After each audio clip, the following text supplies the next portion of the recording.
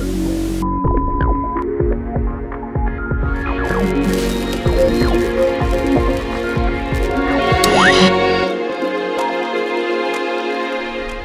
listening to M.T.V.B. Podcast. Movies, TV, video and board games. This show may contain swearing.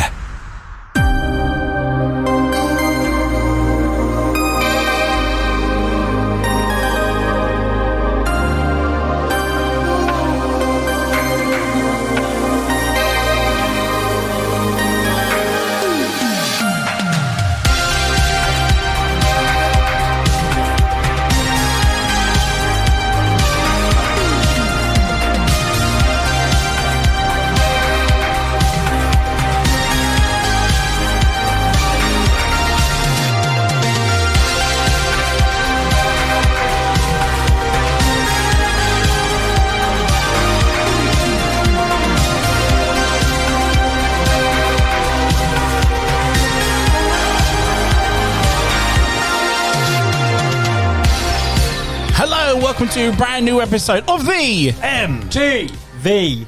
podcast, the podcast that talks about my four favourite subjects, that's movies, television, video games and board games. I'm your host Anthony, as well as most people know me as the Ant-Man, and welcome. This week's episode is the final episode of Season 8! Before we start, a big thank you to everyone around the table here for making Season 8 happen, as well as, you know, Gal and Chomsis who showed up for one episode, but yeah. what the heck. Thank you, guys. I can't thank you enough and appreciate it. From the bottom of my heart, thank you. No problem, mate. This week's episode is going to be a TV episode. It's going to be about those TV shows that inspired us to be who we are today. And I'm joined around the table by the guys that love to talk about TV shows that influenced us. Introduce yourselves around the table, please. Well, I am H, the man with definitively two lists. Ooh. And it's me, Mario. And it's me, Chris. Thanks for having me back again. And JK47. In the building. He's back from a better place, and he's here with us. Thank you guys for coming on the last episode. And obviously, before we start, I want to say a big thank you to everyone that hit that play button this season, gave us the listens that we, really wanted. We got high numbers for every single episode this season. And again, it's all thanks to everyone that supports this and, listens to us and enjoys themselves. Again, we don't do this for profit. This is literally just a hobby and a great chance to see everyone and chat about the things we love the most. So, TV shows that influenced us. This was an episode written by our very own Super Mario. Hey. Hello. And I would like to know what the episode explained for us. What does that mean? So, in my views, it was TV shows that we that made a difference to us. The way we way we dress, the way we kind of listen to music, the way we kind of look at life, our values. We spend a lot of time watching TV. So you've already done the movies that kind of have a big difference. That short period of time where, the hour and a half, 2 hours where you watch a film, and that's made a difference. But this is now, the series or the TV show that makes you think the way you think, or helps you think the way you think, or dress the way you dress, or even just introduce you to a different way of thinking, or, listening to music or something. Just changed your thought process and changed who you are to make you who you are today. Nice. So how was the list for everyone on that? Difficult. Yeah? Yeah, like I said, I spent a couple of weeks trying to work this one out, and then done it in a few hours, really. So Jerry Anderson's out for this one? Yes, there's no Thunderbirds or everyone listening to going, yes, thank fuck, something different. I know, I must admit, I was thinking that myself. I was like, no, fuck it, I'm not putting them bloody things. We've done that now. That's nice, I look forward to that. Chris, what about you, mate? Yeah, no, I found it hard. I kind of had to go trying to think of like the earliest points and sort of kind of do like a branch off effect. And yeah, it was hard, and because I didn't want to go for the listeners, go, fuck me, he's a fucking wrong one. I think they shows you get, to be honest, I think they thought that after you picked Wall Creek as your number one villain. You just kind of think, how does it just do a way of perception and what you kind of like? But what I've done on this one is so completely different, and I don't think a few of them have never been spoken about, like on the podcast at all. Oh, and okay. And I wouldn't even class them as like a generic TV series. but not one that everyone would pick. Or no, definitely not. But it's stuff that sort of like shaped and like how I perceived life, or gone on to need it at a time, right. or have a certain thing at a certain time. So, or just the way of an outlook in life. That's basically what I did. It's not like I've become a CSI or something. I've not been inspired to go out and become like a telephone engineer. You know, like there was nothing there to do that. But what it has is inspired my outlook on life, and probably my friends and the people around me, and obviously this podcast is a great example of, like, my number one starts from for the love of this you know, it kind of all marries sort of one. Sure. Yeah. But yeah, I was, once I got going, it was easy. Yeah. It was, the ones I started with were like, they're not even on the list, if you know what I mean. So did you have a couple in mind already? Then the last couple were like the hardest bits. And then they were like, they were turning into more of a normal M.T.V.B podcast, you know, where you like your certain episode series that you like. Yeah. And I was thinking, no, this isn't what this, for me, this episode is about. So that's where I've gone. No, I was intrigued because you really wanted to be on this episode as well. So I was like, he's got something in the bag here. Yeah, no, it's good. Nice. What about you, Howard? First off, is there two lists? There are indeed two lists. Nice. And one does not supersede the other. They both sit alongside each other. And when we start reading them out, I'll explain why. They're both quite pertinent. I was very careful to curate my shows for these lists. I began thinking about the stuff that I used to watch as a kid, and I thought, do I include certain types of TV shows? I've decided not to include things like quizzes or Saturday morning magazine shows or Saturday evening entertainment variety sort of stuff. Yeah. I think that's for another podcast. I know other people on this... No, you're quite right. Around the table have. I think that's where you were going with that, Chris. I was like, I've tried to avoid that as well. And do you know what? So it's going to be a game of two halves tonight, I think, which is going to be nice. It's going to mix it up a little bit. But yeah, I've gone for more... you could probably look at what I've put out before and think it's quite atypical for me. But again, it's the shows that made me what I am today, and much what the guy's been saying, made me think the way I think, the way that I act. And yeah, a lot of it was to do with Saturday morning sort of entertainment shows and things like that, but more within the realms of the science fiction sort of cop shows. So that's what I've gone for. But yeah, it's definitely two lists. And nice. And then the man who came up with the episodes, how was your list, sir? I assume this was easy for you, right? Oh, it was a piece of piss. Yeah, it's so easy. You motherfucker. He says lying. I went down the same route as Chris, where I wrote down a list to begin with,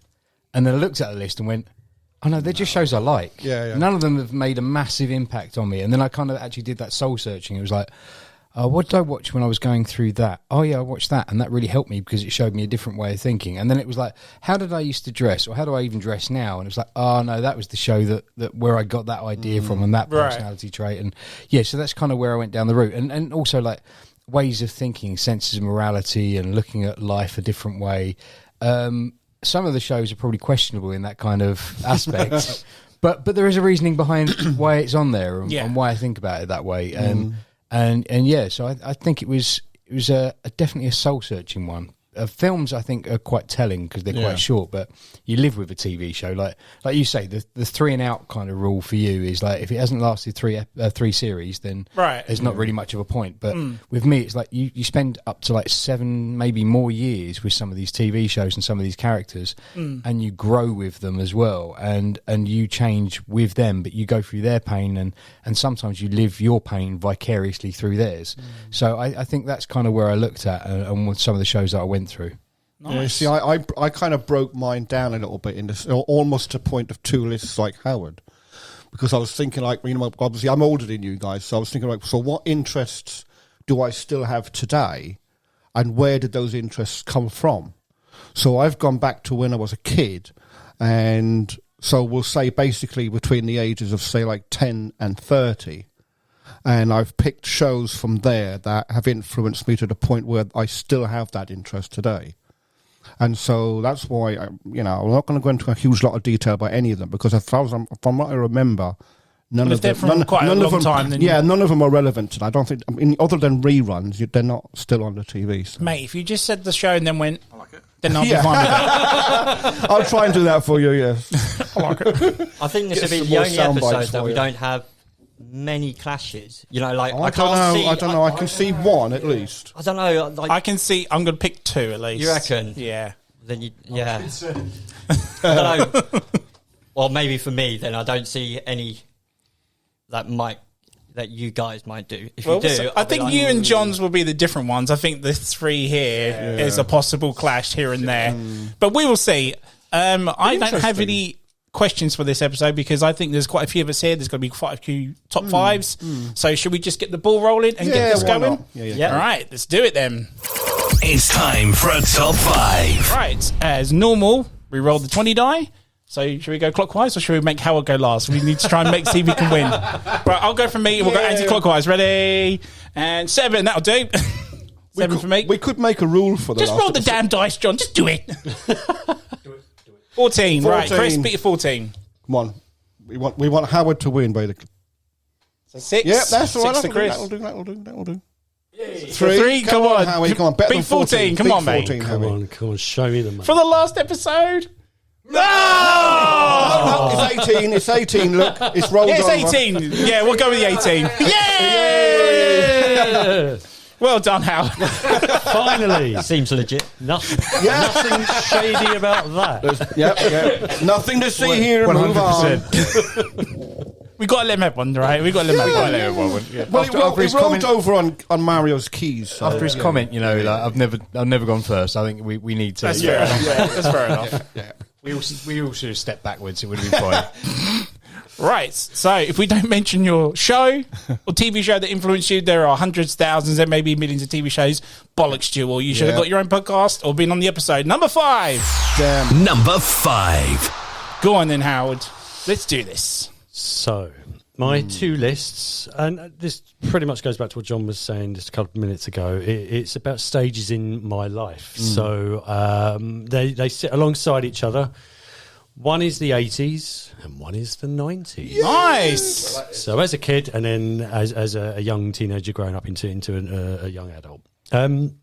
So we'll start with the 80s first of all. And again, like I said at the top of the show, I've omitted things like quiz shows and entertainment shows and things like that. Yeah. I think it's a big part of my life, but for me, that's another show. Yeah. It's another podcast. Yeah. Which we could look at later.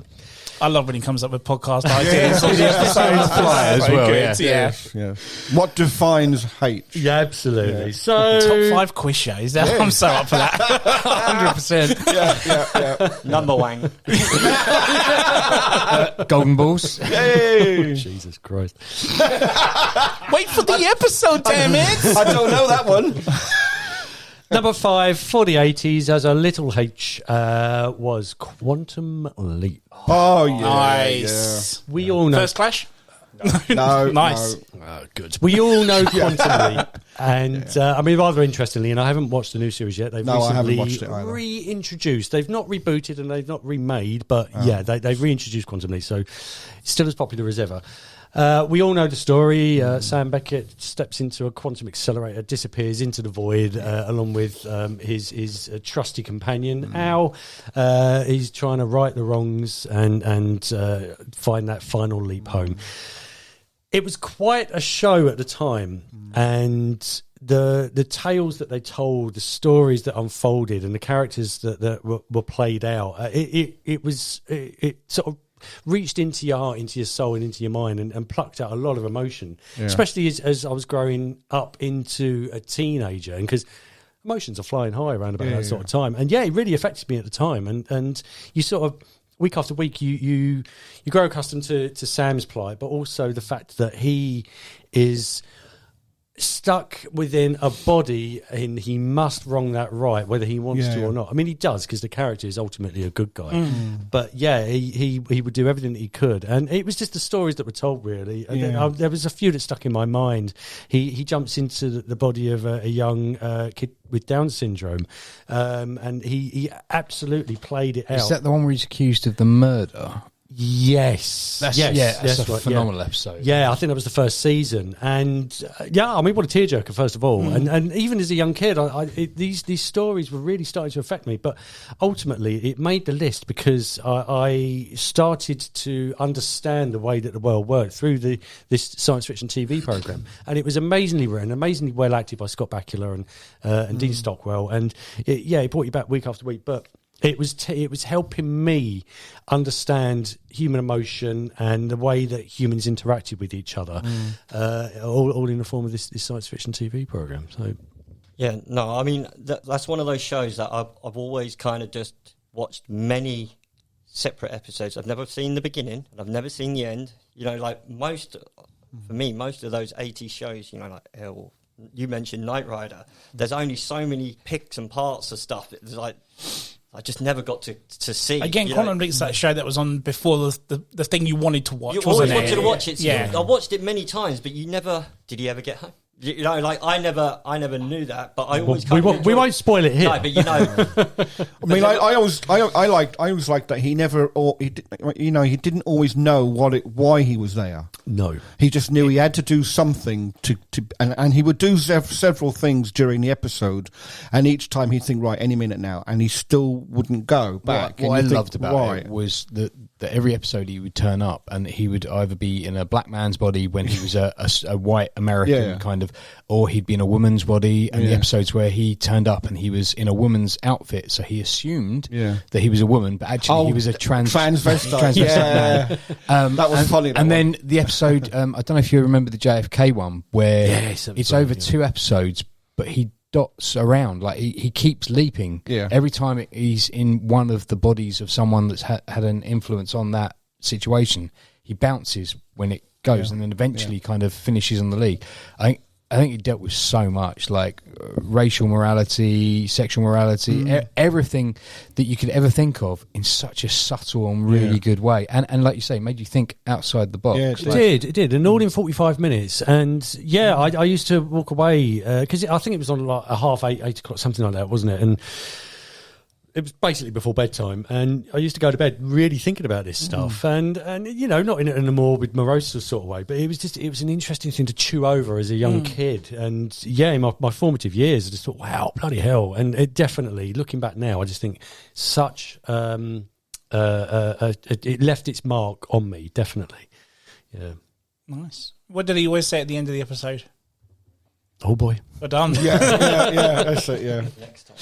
Oh boy. So I can recommend the new series. Okay. You can. Like you say, it doesn't reset.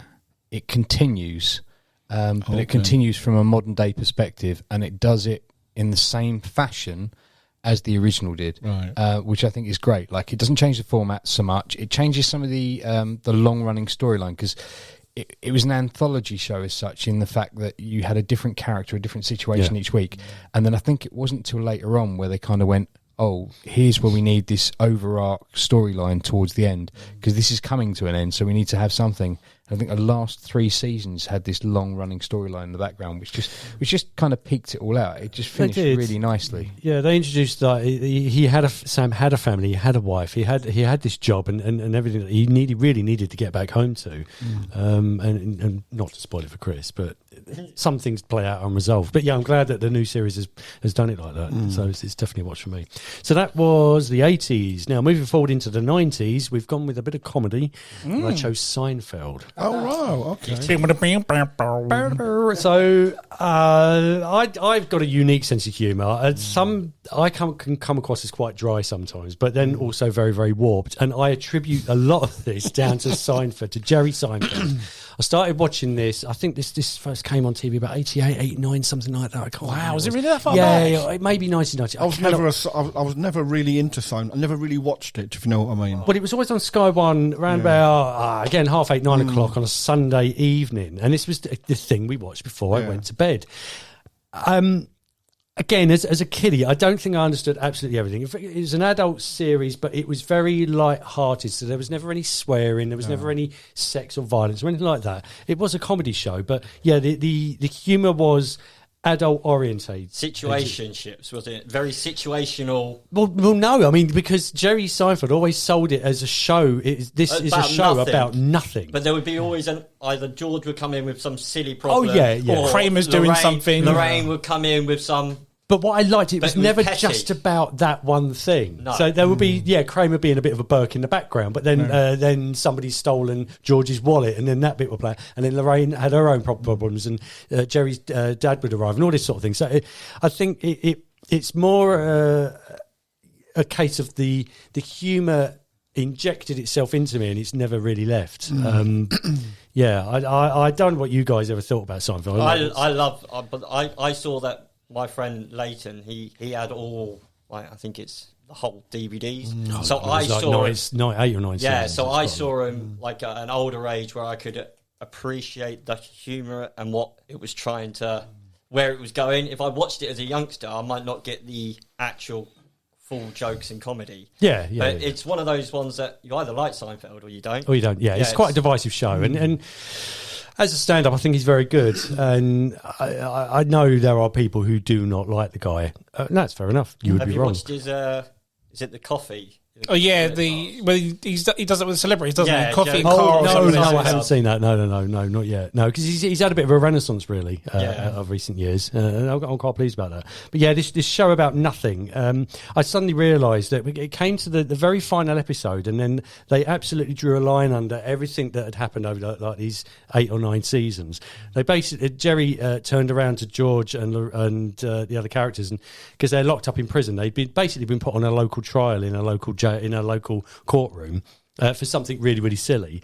And then they basically said, are we the bad guys? Were we actually really horrible people all along? Yeah. And you look at it They and are you the think, bad guys. actually, they are a bunch of arseholes. But George kills his own wife for being cheap, doesn't he? well, inadvertently, I mean, she licks too many poisoned cheap envelopes. Yeah. Because he didn't want to do it himself. But he didn't want to pay for the more expensive the invoice for the wedding, yeah. So inadvertently, he does kill her because he was a cheap arsehole.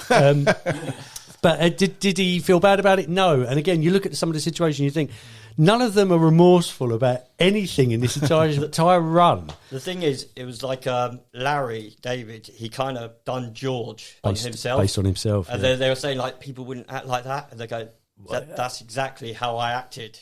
And then we get a show of Curb. Yeah, of this guy. He does exist, and George is real. He's I right love here on Curb the screen. Enthusiasm. That's how I got into Seinfeld, because I knew of Seinfeld but never watched it. And then a friend of mine, Tim, got me into Curb Enthusiasm and realised, he actually wrote Seinfeld. So I went back and watched Seinfeld afterwards. I mean, as a sequel to Seinfeld, it is absolutely perfect because Larry David's humour, I think you can't. It's unparalleled. See, I've never watched all of Seinfeld, but it's one of those shows that I can put on and I can enjoy. It's kind of like so my comedy run is like early on is like Cheers and stuff like that. Yeah. So that runs in my kind of headspace. As that is comedy, it really isn't. But then I led on to that in Frasier, which was the more grown-up version of Cheers. It was clever comedy. Yeah, and then that led me into the likes of Seinfeld, where you could watch the two consecutively and you could quite enjoy both of them. And it was a background show for me more than anything, but it's still really enjoyable. And like you say, each of those characters has that defining thing. And I think you're right. Like, they are really bad people. Like, there is no redeeming feature about all of them. But then Seinfeld does what he does at the beginning of every and the end of every episode is he starts with like a live show or a that's right. Yeah, it's a premise to the stand-up, episode. isn't it? Yeah. And he's doing like his situational kind of comedy, and it's his situation. So he then goes through the premise of what the episode's about, or one of the characters, or his situation, and then you see it unfold, and you're like, this was a fantastical story that he's told, and now they're telling it through the eyes of three or four people, and how their lives have changed, and it's ridiculous, but apparently quite a lot of it is based on the cast and crew members' actual experiences. It's unbelievable. Yeah, Seinfeld. It's a Seinfeld. Very good pick, sir. Nice. Oh, okay, here we go. That's better. So I think I mentioned this on the last Villains episode that we did, and this is one that Chris has just mentioned as well, and it is Knight Rider. Oh, okay. So there was a whole series of shows in the 80s when I was growing up, and they would have been a bit like the A-Team, Street Hawk, Knight Rider, Blue Thunder, all of these things. But the one that I watched, and I watched religiously, was Knight Rider. Now, to say that it was influential is kind of like, well, how can Knight Rider be influential? Well, actually, it was the morality of the show, the right from wrong, the kind of underdog thing. So Michael Knight would turn up to a situation and it would be given to him and he'd always be fighting for the underdog. And it made me appreciate, like, there is somebody out there looking out for the little guy. And when you look at Knight Rider as well, it was two different personalities that were the heroes. You had Michael that was like, yeah, let's go beat him up, let's go do this. And then you had Nick Kit in the background going, maybe we should think about this a bit. We should look at this at a different kind of situation or this angle. And what would normally happen is Michael would go in there, guns blazing, get trapped or something. Yeah. And then Kit would bail him out with that, well, I told you so sort of attitude. Or, you know, he'd then go back and his team would help him kind of realise something by fixing the car, or Kit to have something in it, or, you know, even just fixing Michael and going, look, did you really think this was going to happen? Look at so-and-so. Oh, you got to think about this differently. And so it made me think, like, about the underdog, about the person that needs the help and who you help in that situation. And that led me into my life later on. Like, it seems really silly because it is Knight Rider of all things. It's a talking car and a man, but actually it was like looking out for the little person. It's the morality of the show, isn't it? And it was I know it sounds strange saying it's the right from wrong, because Ant and I both went to Catholic schools and right from wrong was pretty much beaten into us. But literally and when it wasn't literally, it was kind of living days were scared into you. You got because but this was that show that kind of gave you a hero. And they start the episode as making out that he's an anti-hero, you know, the dark crusader along, a perilous land. And it's like, and he comes in, but he's the coolest guy going. Like, he gets all the women. He has this car that talks to him. Yeah. But the opening scene is normally like him sleeping in the car and the car doing the auto driving, and they just turn up somewhere, or, you know, he gets a call from Devon on the little screen in the car.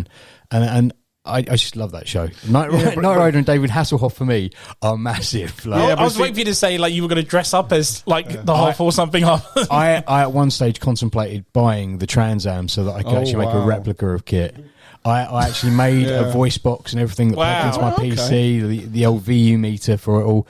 I love all the technology that went into Kit. I love Kit itself. I like Michael as well. The talking watch. Well, now I've got an iWatch, and you know, I can answer my phone on my watch and look like an absolute idiot walking through the street going, what did you say? What? Speak up. I'm on my watch. And all those sort of things. So, but all in all, Knight Rider for me was the start of that kind of like looking out for people.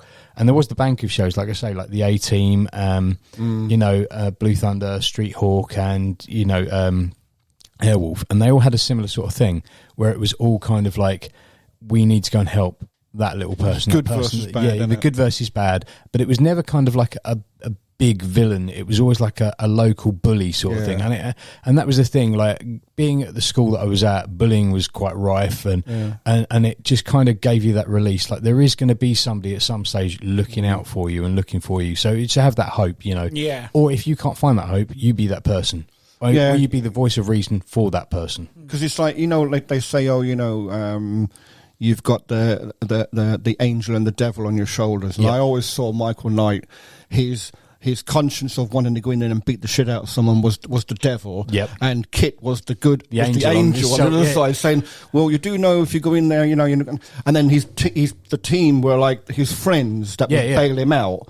And you kind of made you think that if you know, just because you want to go and beat someone up, if you haven't got the backup, you're gonna get the shit kicked out of you. Annihilated. So it made you kind of think, shit, maybe I really do need to rethink what I'm doing, and have friends, you know. So yeah, that's a good call. Thank you. Unusual, but yeah, there's my number 5, Knight Rider. Nice, all mate. the shows. I got it. There's always hope. Yeah. Chris, over to you. You're number 5, sir. Okay, right. So number 5 would be my first sort of slash of 2, taken after the Man of 2 list. Inspiration. So inspiration. It's sort of like what I've got here is 2 very similar shows, but different by 2 different hosts, but giving me the same message over the years. Okay. So the first one is David Attenborough with any Walking with Mammals, Walking with Animals, / Planet Earth. I just class them as series 1, 2, 3, 4. Sure. For this, I've got them all at home. / Steve Irwin and the Crocodile Hunter. Yes, Crocodile Hunter. So these ones, I loved, because this one was back in when I'm just at that age of coming out in secondary school, and Sky's upgraded its sort of proper package. You know, you no longer got the black and white. Oh yeah. It's gone from that to digital now, and all that It's got to the stuff. blue. Yeah, You got Beehive Bedlam. You can actually get a TV guide on your screen now. So, and then what you found was like Animal Planet / Discovery Channel, and on there, Shark Week. obviously, that was your obviously favourite, with Attenborough, you've been watching him because you only had 1, 2, and 3, and 4. And Attenborough being a legend that he is, just inspires me, because I'm not an animal buff, but like he makes me very interested in watching stuff that I could never go and see. There's a lot of stuff that in the rainforest that I do not want to see, but I love to see it in a zoo. You know, like that, or on the screen. I have or something. no fascination of going to the rainforest, because Attenborough and Steve Irwin have done such a good job for me. It's like, I don't need to be on the sea. They've given you the knowledge of stay away from this because it's poisonous. It's given me an outlook on life, on shows, because I've ended up watching stuff like Tanked, you know, Wild Croc Territory, the Anaconda Hunters. So it's all progressed my theories of how I've liked my documentaries. And the moment I see like, they're hunting, like, was it Jeremy Wade? Right. River Monsters. Stuff like, I don't like fishing, but I can watch that program about fishing for hours. Right. And hours and hours. It's giving me... So it's the fascination of the animal side watching, of it, is like it? something kind of boring and fascinating, but finding it so intriguing. Yes. Yeah. And just taking it all in.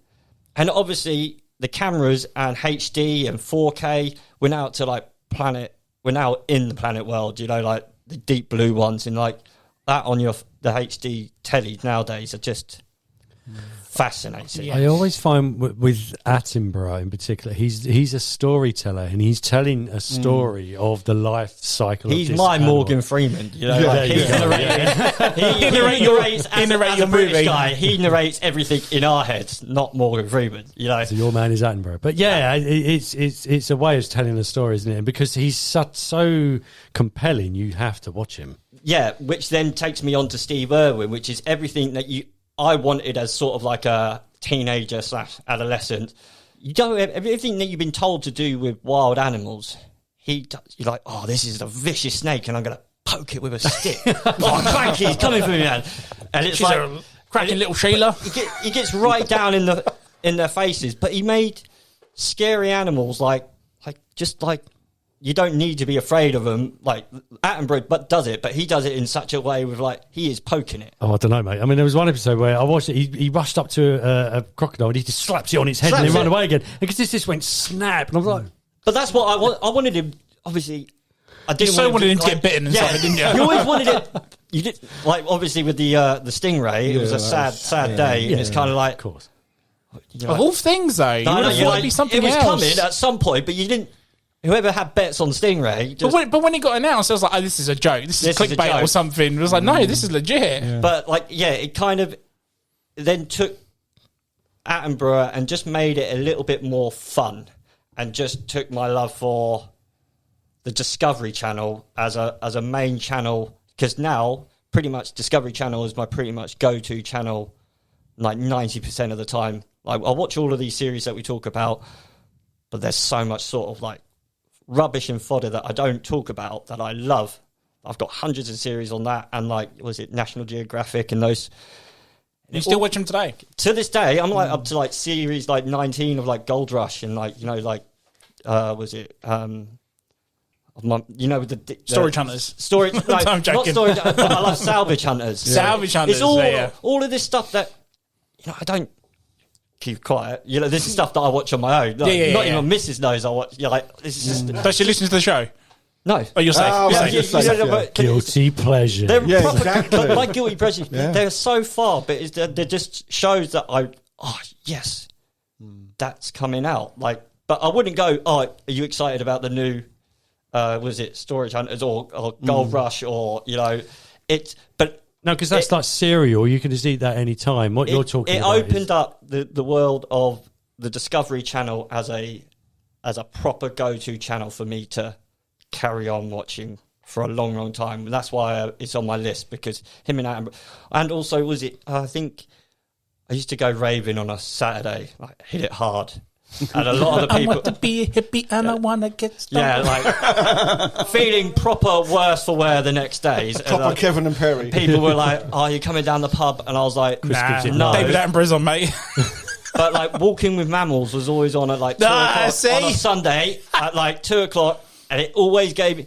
I just went, "No, I'm staying in my bed watching Hangover TV. Nice, Hangover, mate. watching," and it allowed me to then go, kind of like curb that side. But you didn't tell him it was Walking with Mammals. You're Oh, like, yeah. no, mate, I'm going to stay and watch 'cause porn or something. We're all mates, aren't we? We're all stoned. We all like the same thing. Oh, fair enough. So it was kind of like, no. But they were my mates to the point where I go, no, I'm staying in, watching. Did you ever watch Nice. like Walking with Dinosaurs? and Walking with stuff like Dinosaurs. Oh, I remember that. That But was good. that- I actually went to the show in London when they brought the people. Yeah, down. yeah. It's I mean, interesting, that was but like amazing. obviously Absolutely it's not it was the technology Yeah. that it maybe look better now, but like when you're watching real life like When you were a kid whales or growing up, stuff, yeah. it's just a lot more. And like I could just watch something on Plankton. It's but yeah, it's just a fascination thing of like how how perceived well without being like an animal buff or Dr. Dolittle or anything like that. Yeah, yeah. It's just I love a documentary now. That's Nice. basically Same, yeah. yeah. Nice pick, mate. Didn't see that coming, I'll be honest with you. Nice, good pick. Go on then, John. What's number 5? Well, my number 5 is a little bit like what Howie was saying. It's a guilty pleasure, like you're saying. When I was a kid growing up, really, really little, well, my family, we were in Ireland, and my grandparents, you weren't allowed to touch certain things. Don't touch that, you'll break that. Don't touch that, you'll break that. And it was all like crockery or anything that had been given to them from their mum and dad, and probably from their. So these things are probably quite old. When you're a kid, you don't get it, you don't understand, and so it kind of stuck with me. So my number 5 is Lovejoy. Nice. Because- Ian because McShane. I always, even to this day, I have this interest in what are now I know are antiques. I haven't got any myself. I can't afford them, but That's 'cause you are one, John. Yeah, I am one. Yeah, I am a living, breathing antique. And I think that's where it came from, because all these like the old furniture and the old crockery and stuff like that. I was never allowed to. I wasn't allowed to sit in that chair, and I wasn't allowed to. My grandmother had to pour the milk into my bowl. I wasn't allowed to do it myself in case I broke it, stuff like that. And I think this is where this like. And I always remember that when Lovejoy came on, I was like glued to it, because here's this guy. It was a funny show, and you had these things like where you'd have people trying to palm off an antique on someone, and they would get, it wouldn't be right, and Ian McShane's character, he had this, like he had like a knack or something. There was a word for it. I can't remember. He was what a it was. forger, wasn't he? He was a He had a way of looking at something, and he would know by looking at it whether it was fake or real. Because I think in the first episode you ever meet him, he's coming out of prison to go back to the village. And he went in because he had forged Because something. he forged hadn't something, he? yeah. And later on, I think towards the end of Lovejoy, he actually takes up being a forger again. Yeah, he goes back to his roots in a sense. His daughter, She comes into it. Yeah. But yeah, it's really cool. It was such a good show. I loved watching it because there was some weeks there'd be like this mystery where someone would get murdered and one of their antiques would be missing, and then someone would pass off this antique and it would be a fake. So if that's a fake, so where's the real one? And him, and was it Tinker was the old Tinker guy, was the old boy, yeah. And what was the young guy's name? I can't remember the young guy's name. He always rode the motorbike, didn't he? Yeah, I remember Lady Jane. Lady Jane. Lady Jane. Yeah. Everyone remembers Lady Jane. We're back on the totty list, guys. It was just one of those really, really funny shows. And like I say, I always had this interest in. Like I obviously got it from my grandparents, like the old furniture, old crockery, stuff like that. And even today now, I'll quite happily sit and watch any episode of Antiques Roadshow and stuff like that, boring and all as it is. But I'd be interested to see, well, how much is that worth and stuff. And sometimes, you get quite surprised. These things are worth fucking thousands, even not more. I broke my lists down into 5 categories. So I have music and fashion, technology, sci-fi and space, World War II, and humour. That's more than 5. I was going to say, is that John on Trivial Pursuit? I bunched two lots together, but yeah. Otherwise, I would which have makes 7. five, So right, yeah. you get So one. there we go. So, and Antiques had to have a little show in there somewhere. So. Nice, mate. And it's so weird you talk about antiques because I went into an antique store the other day. Saw me in there. And I saw a recliner seat that looked like my old granddad's one, old recliner really? seat. Saw it, took me right back. Wow. Hey! Nice. I'm here all night, folks. Oh, Right, God. you said that was going to be a short intro, mate. Mine's going to be even shorter than that. Prepare for the first clash of the night, guys. Uh-oh. So my number 5 is the show that made me want to go out and have fun going out as a kid. And it is there were a couple of movies that sort of introduced the idea to this show. Produced and directed by Joe Dante. It is Erie, Indiana. Oh, okay. Anyone remember that at all? I know I of do, it. yeah. Absolutely, Never watched it, but I know of it. Yeah. Now watched it? No, anyone? No? Yeah, I remember it. Yeah, it was always on, like, was it Channel 4? That's right, Channel 4. This is the one with the guy. He was always dressed like a kind of a 19th century strongman, and he could lift up houses. Yeah. I remember. Yeah, I remember this. It was the next one above, like, Are You Afraid of the Dark? It was the next one. Yeah. Sort of- it was upgrading in the horror sort of. Elvis lived in his street. Yeah, that's There was right, Bigfoot yeah. going through their trash. I mean, if anyone doesn't know the story, I can't remember the They moved from one the town. guy who's in. I can't remember. He's in Marshall. Yeah, Marshall and Simon, isn't it? Marshall moves into a town and strange things happen. Like the neighbor next door is preserving her kids to stay young, or there's some sort of Frankenstein monster that comes out of the TV because there's some bit of remote. Stupid little things that made me, because I lived in London before I came to Crawley, and where I lived at the time was a massive estate where you can go out on your bike and go out and play with kids and whatnot. And that's what my generation was before. Obviously, the internet come out. You used to go out, interact with people, and have groups of games with one another, or you go out with your super soaker and start shooting the shit out of everyone. You just absolute fun outside. And this show was sort of the one where it intrigued me to go, oh, well, there could be something creepy living in my neighborhood. So I started riding around the streets and like trying to pick out, which one's the creepy house. And it took inspiration from stuff like Monster Squad. That brings in a guy where the scary German guy. It was so good. Scary It was, German guy. do you remember the film The Burbs? Yes, exactly. And the Burbs. I genuinely feel and The that's Joe Burbs. Dante again as well. I genuinely feel The Burbs was kind of like That was your number the one, adult wasn't it? version of Erie, Indiana. Absolutely. But Erie, Indiana was so good because it always ended with him kind of writing in his journal, didn't it? Yes, that's it. then And it him- ended the case, didn't it? Yeah, and he would then grab something from Piece that. of evidence, That's wasn't it? Yeah. that he'd then bag up like it was CSI sort That's of it. moment. Him and his psychic Simon, wasn't it? So good. Yeah, it was such a good show. Can I just quickly say before you please. continue, if you were to do a top 5 movies that influenced me as a kid, The Burbs would be on it. Yeah, The Burbs was my number 2 comedy film. I think it Either was. number 2 or number 1, wasn't Yeah, it? no, it's definitely number 2. It's not number Yeah. 1. It's I remember it was. literally just Stranger Things, but they've just extended an episode. Absolutely. It's got that little bit of comedy into it as well, but it also brought in little things, like I said, about the Mummy and Frankenstein and whatnot. It made me love the Universal classic monsters more as well. I was But sort the of parents growing could for that never age. see it, could they? No, Like, this that is was it. always just him and. It was like no one ever believed there was a kid who had grey hair all the time Yes, and that's whatnot. right. Yeah. I can't remember the I was ins that and outs kid. to that.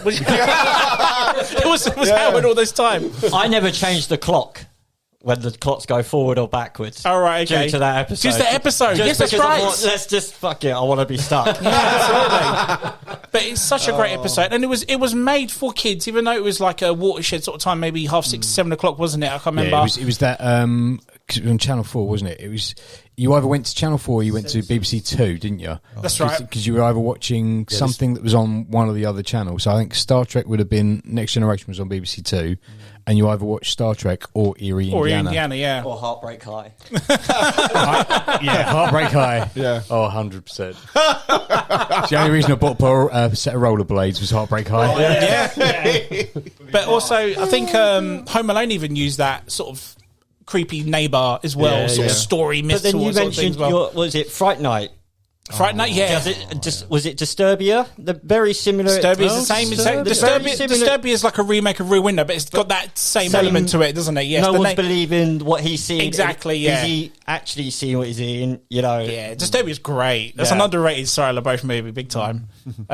But yeah, that's sort of the reason. That was the show that sort of influenced me to go out a bit more, even though I was going out at the time. But that's, maybe believe in the myths and legends a bit more about things. It was kind of like Goosebumps and X-Files wrapped into one. Yeah, absolutely. Yeah, and it's was. a shame it only lasted one season, which I do believe they tried to remake it, didn't they? Have they not done it recently? I kind of think That's what they've I'm done it saying, recently. It's either that or they've redone Goosebumps. I can't remember one or the other. No, they've Goosebumps redone is back. Yeah. Goosebumps is back. But I do believe Eerie tried to come back completely with different cast and whatnot, and I don't think it worked out because obviously there was nothing coming out of it. But yeah, You got kind of like a flip side. You had, was it Town Called Eureka, which kind of flipped it to a bit more of a sci-fi way of... Yeah, didn't have any of the scary It element kind of to it, flipped though. it to a sci-fi way of doing it. No, But they married up. Do you remember Warehouse 13? Because those two shows were I in the same remember that universe. show. That was they good as ran well. alongside each other. Yeah, so...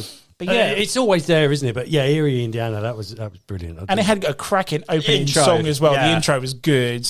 Very, very with its theme. So banging soundtrack. It was a banging soundtrack. Well, not quite banging, but a great opening. Eerie, it was eerie. Yeah, exactly. So let's go to number 4s. Number 4. Back to you, Howard. Back to the 80s. So we stick with comedy for the 80s, and this was another Sunday evening. Was it Friday? It was a Friday evening show, I think, initially on BBC Two. And this was something that, because of the nature of the show, it was a show of two things. It was science fiction married up with comedy. And so me and my mum would always sit down and watch this one because she liked a bit of science fiction and a bit of comedy. And what we ended up with was Red Dwarf. Oh, Nice. yeah, Hey. I love Red Dwarf. Was that late 80s then? It was 88. Wow, bloody hell. 88. And yeah, I watched it right from the very beginning. Yeah, because same here. she basically said that I like things like, there's other things on this list I won't mention, but she said, you like this particular TV show, let's give this a crack. Very thoughtful woman, like my mother. So yeah, we sat down and I was hooked from day one. Now, yeah, it was very heavy on sci-fi, but it was the comedy element and the relationship between Rimmer and Lister that really stuck with me. Absolutely. It was only until it was probably about 92, 93, so we was on Series 3 or Series 4, whatever it was, however it is. That's when the monsters started coming to the That's show, when the monsters started coming to it, but I suddenly And realised- Series 3 kind of, the humour changed. Because in Series 1 and 2, it's really intelligent kind of... It was sci-fi. It was dry, wasn't it? Yeah. And then Series 3, it becomes a little bit of slapstick. But it comes an all-rounder, really, because each character has their own version of humour. Yes. But Holly is that sarcastic kind of humour. And they changed Holly, didn't they? They did, yeah. Was it Al? not, Was it Al? but Did not Holly until become like Al? season No, 6. Holly was It Holly, quite late. but played by a female. Yeah, she was Yeah, female. but wasn't there a bloke? Yeah, he's What was awesome. the bloke's name? Oh, Queeg. You're thinking Like about- Queen That's it. 500. Yeah, Chess. yes, that's right. But so in the later years, I suddenly realised what Lister meant to Rimmer and what Rimmer meant to Lister. So the kind of reason that I've put this one on the list is because this was about pertinent relationships, and at first you just think, oh well, look, Rimmer's just there to annoy Lister, ha ha ha, yeah, and all the funny adventures ensue. But I suddenly realised that they in a very straight friendship kind of way, they loved each other. They couldn't exist without each other. But As much as they kind of hated each other, they had to coexist. They had to coexist, and they were the perfect foil for each other. So more than anything, I mean, it's a great TV show. There's nothing that I can't say about Red Dwarf that nobody listening to this podcast doesn't already know, especially the people sitting around this table. Well, I mean, I'm glad you spoke because this was my number 6, and this is the one that I'm an hard whether to cut because this one for me is like I got into this late. I mean, it must have been they were already sort of in Starbug by that point properly. Where That's about season 5 or 6. in the actual series, but like my mum living in when they're looking for Red Dwarf. when they're looking. So I've not watched any of it. Yeah, they've lost Red Dwarf. But like, my mum was we were in a shitty relationship and I had a shitty stepdad sort of thing. And then after a while, my new stepdad, who's my stepdad now sort of thing, he came in with this whole box set of like full Red Dwarf from start to finish. And, I just put it on in the evenings and it made such a good time for me because it was like one of those because I have such a good rapport with my stepdad now, and a lot of it is the jokes about going to see. And we went to see Red Dwarf. We went to go and see it filmed, the new new one. We got to see the first half, the good half, because the second half of the show was kind of wank. But the first half, like what we saw, all in sort of on Red Dwarf was brilliant. But yeah, this one was so sort of like, it was hard to cut for me because it was like, it was such a good sort of time I needed for it to just needed some comedy in my life sort of thing. And it wasn't until you get older that you kind of like, Rimmer goes from being like most hated character sort of thing. Well, not hated, but you don't get to the end of it where I'm older. That is my favourite character, you know. By the time he becomes the mighty light, I mean, this man is no hero. Ace Rimmer is like, what a guy. Oh, Ace, yeah. What a guy. What a guy. Smoke me a kipper. So I suppose for you, it's the relationship between you and your stepfather. Yeah, it's really, because that was, he brought that in, you know. That was never a thing that I even did. It was like, I never pissed myself as hard as watching the first time into Rimmer World. Yeah. You know, like with his puppets. Yeah. Oh, no. Oh, yeah. You know, I literally from that, like, I mean, died to the point of like, this show is, you know, it's so good. And then I was pretty much up to date because it was like a final sort of episode on that one. Yeah. And then from that, they were all sort of recorded after that because we're up to date. But yeah, no, Red Dwarf, very special. I love Danny Jules as the cat. I love. Remind me, you was in season 3.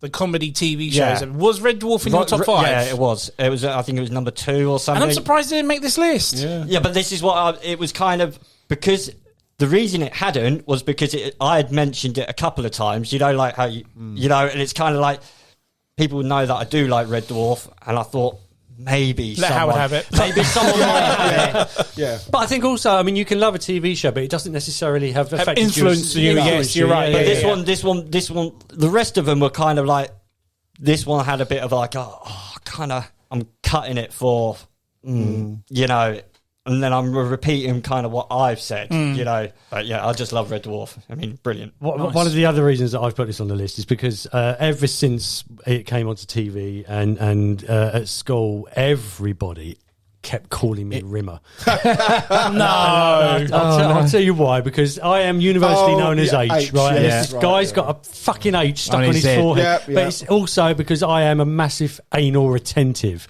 And I don't know why, and I don't know how. Throughout all of my life, I've always attracted a lister. There's always been a lister at my side. So who's your lister at this table? It's my partner, Helen. At this table. At this table. At the lister. Telling, isn't it? There's a thought. The lister. I don't know. That is a terrible. Dangerous. We'll come back to that. But, so for the moment, your partner. In real life, it's my partner Helen. She is an absolute out and out lister. She's also an H. Ooh. Yes, she is an H. Yeah. And she is known as H. Yeah. Oh, she is strange. Oh, I always loved Red Dwarf. Like Red Dwarf was my dad introduced me to that in a similar sort of fashion. Yeah, same. And it was that moment of like Chris was saying, like where the family had fallen apart. My dad had finally got somewhere so we can come and stay with him. But my dad was that awkward kind of like, well, I've got these little people around me that, you know, I need to find some common ground. And he put this on, and Glenn, my next brother down, like he loved it because it was sci-fi. He didn't get the humour, he didn't understand any of what was going on, but I was sat there in the background, I was pissing myself laughing. Yeah. Because it is ridiculous. It is everything. And my dad was recording it on like BBC Two, so this is when you couldn't get anything on demand. It was like Disney do with some of their stuff and Netflix, where it's like it came an episodic each week. This was it. My dad was recording it, and every 2 weeks when we would go to his house, we'd have 2 episodes to watch. And that was kind of like the highlight of that visit. It was like, I really hope it's raining because then we can watch the video of Red Dwarf again. Yeah. And it was such a good show. I always remember, the episode that I always remember was the one where, because we were talking about you know, what Lister and Rimmer mean to each other, and the one that gets me is the one where they're on the planet, it's freezing cold, they've crashed, and he's got marooned, and he's got his guitar, and he's got the chest made of camphor wood, and he's going, oh, Lister, I didn't realise you burnt your guitar to save us all. Oh, it meant so much to you. Made of camphor wood. I can tell the smell in the air. And then they go around the back, and he's cut a shape of a guitar out the chest. Fantastic. He's funny because I watched an episode of Red Dwarf literally about 3 or 4 weeks ago, and it was the episode where they found his guitar in space. Do you remember that bit? It's floating. They're trying to work out this new sensor panel or whatever, and they find the guitar and they don't know whether to tell him or not because they hate him playing it. He was awful. Yeah, he couldn't play it at all. In the end, they told him, and then at the very, very end, then he's sitting there and he's playing the guitar as badly as he can, and you're thinking, well, hang on a minute, Crichton said they fucking hated it, and yet Crichton's like getting on with it, and then when he starts talking to Crichton takes these things out of his ears, doesn't it? That cracked me up. But that show came up with some of the best kind of insults for people at school as well, like, Smeghead. Dwayne Dibley. Yeah, Dwayne Dibley. Oh man, that was Such a good show. Did like that. And so what's on the 90s then? Well, Oh yes, now come on. yeah, It's gonna be it's all about Red Dwarf all night. So on the 90s, we've moved to the far end of the 90s. We're going to hit the 2000s. Again, it's a comedy and a different type of comedy. It led very nicely a couple of years later into a series of films that I rate very, very highly. And one of them makes my top 5 movies of all time. And that is Spaced. Oh wow. Nice! Yes. I fucking love Space. Yeah. Now, Spaced, there was a series of programs coming out around that time. You had things like Black Book. I love Black Book. I know. 88 degrees. I got the box set at home. These were all of these. I could talk about Black Book. I know, same here. Same here. Yeah. But Space as well. All man. of Good these guy. TV shows, they were all contemporaries of each other. All the actors and the writers, like with the young ones, the Rick Mayalls and the Ade Edmondsons of the That world. was Simon Pegg, wasn't it? It was Simon Pegg. I remember it now. Yeah, Nick Frost, and they all existed. Technically, they were all existing in the same universe, if you were led to believe. But yeah, Spaced. It initially attracted me because it had a geeky edge to it. It was very nerdy, but the humour had pushed on a couple of years, and we'd moved away from like the slapstick of Red Dwarf, the dry cutting humour of Seinfeld, and there was something different about Space, and I've never quite been able to put my finger on it. Now we watch films like Shaun of the Dead and Hot Fuzz, and we just take it for granted, but. Passing over to Mario. Spaced used words. This is the difference. Like a lot of it was the acting. Spaced used words. So they had whole conversation pieces, which in themselves are kind of inert and have nothing to do with anything whatsoever. And then the foil or the person coming in on the conversation would be kind of like not the fool or the idiot, but they have a different way of looking at it, and that's what made it funny and made it kind of wacky and different. Because you had at that stage like Men Behaving Badly and stuff, which was your prime time. But it was your primetime comedic kind of, but it was obvious that it was comedy. Oh yeah, it was in your face. Yeah. As we're Spaced, if you came in it and you It didn't was know what you more were cerebral, I think you're right. it wasn't obvious It kind comedy. of slipped underneath the door, didn't it? And it wasn't until like we see stuff like Shaun of the Dead, which is that kind of. I know there's a massive kind of in your face comedy element to that, but there is a lot of cerebral jokes in it, and Spaced does that. It does it where it kind of it takes you out of the situation by putting another situation alongside it, which is a complete tangent, but they're actually the same. It's really bizarre. Yeah, see, I've never finished watching Spaced. I have watched some of it. But John, you're missing out. I know. But Spaced, to me, I think is one of those shows that you'd need to watch more than once. You do, because yeah. It's like you're saying, some of the jokes in it are quite cerebral, and you really do have to kind of think. And then by the time you've got it, it's moved on about 20 minutes, and now you're thinking, shit. It was 2 very short series, and I've included it because I think, again, this was 1999 into 2000, and I was becoming a young adult, and I think I was going out, I was going to pubs, meeting people, going into relationships, and this kind of helped me in a way because, again, it gave you, it was a cue as to how to act. I'd like to say in polite society, but nothing about Space was polite, really, was it? It was a new take on comedy as well. It was, yeah. Because the only thing I thought came close, roughly, was sort of Brass Eye, in the sense of its dark, sort of like trying to be serious. But trying to be serious, where you kind of like, are you joking? Yeah, or are you were never being quite sure. serious? You know, it kind of took that toll with it, that line of, But this took everything that I kind of learnt about comedy from Seinfeld, and I said I've got like a slightly warped, twisted sense of humour. I laugh at pretty much everything people don't laugh at, and they think, who's that loon sitting in the corner? But I suppose with Spaced, that lends itself to it, because you just don't know if something's meant to be funny or not. Well, I mean, I think I laughed at all the stuff that was meant to be funny, but if somebody coming in from the outside was watching this and they didn't understand, they probably think... It's like, I proper marked out at the bit, at the end of Shaun of the Dead, where they come round and they're fighting it, and they bump into the space crew. The opposing crew, yeah. And the person I was with, what? If you don't get it, you don't get it. Space is phenomenal for me. I mean, it's glowing characters, and it's a series made by film buffs. It is. And there are so many references to movies in these things, and it's fans, just... But it was also by the fans. Absolutely. But there's also their mates in it as well, because it goes back to the Shaun of the Dead thing, right? It was like, I know you're a jobbing comedian or a jobbing writer. Why don't we just stick you in it? I don't have to pay you extraordinary amounts of money, and I've got an idea for a character. Here, you come in. And they also took the piss out of their friends as well. Like, one of them got to be the voice for Darth Maul, and they utilised it in this as well. But just the movie references for me was what hit me with this show. Like, from Evil Dead to Matrix to One Flew of the Cuckoo's Nest, there's so many in this, and it just popped out for me. I think Mario's right. It was subtle and under the door, and unless you were a buff of movies and TV, you wouldn't get it. That scene where you're getting robbed just by the chavs. Oh,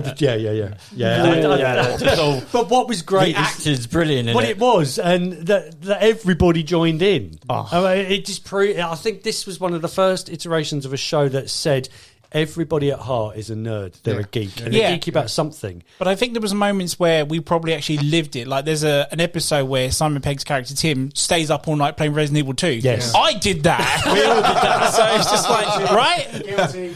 Yeah. But when he wakes up and realises, he's like, oh my God. And they're like, what's wrong? I got some fucking Jaffa cakes in my pocket.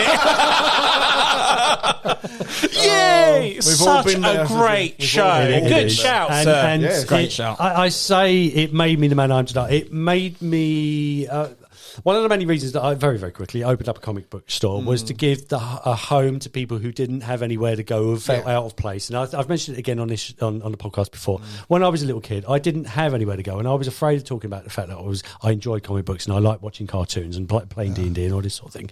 Spaced, I think, brought it to the fore, and it made it really cool around about the time when people really needed it. And it said it's okay to read comic books, to watch Star Wars, to enjoy what you want, to enjoy who you are. Without stuff like Space, I don't think you get the Americanized version like the Community and stuff like that. Absolutely not. You don't get those sort of things. Space set it up, like you say, for that culture just to come in and go, we exist. Yeah, we're here, and we have the same likes as everyone else. We have the same expectation of everything else around us. But that then kind of goes in, but we're really passionate about this. Yeah. And there were those people around. Like, everyone loved the film, everyone loves it, but nobody quite gets into the nitty gritty of it.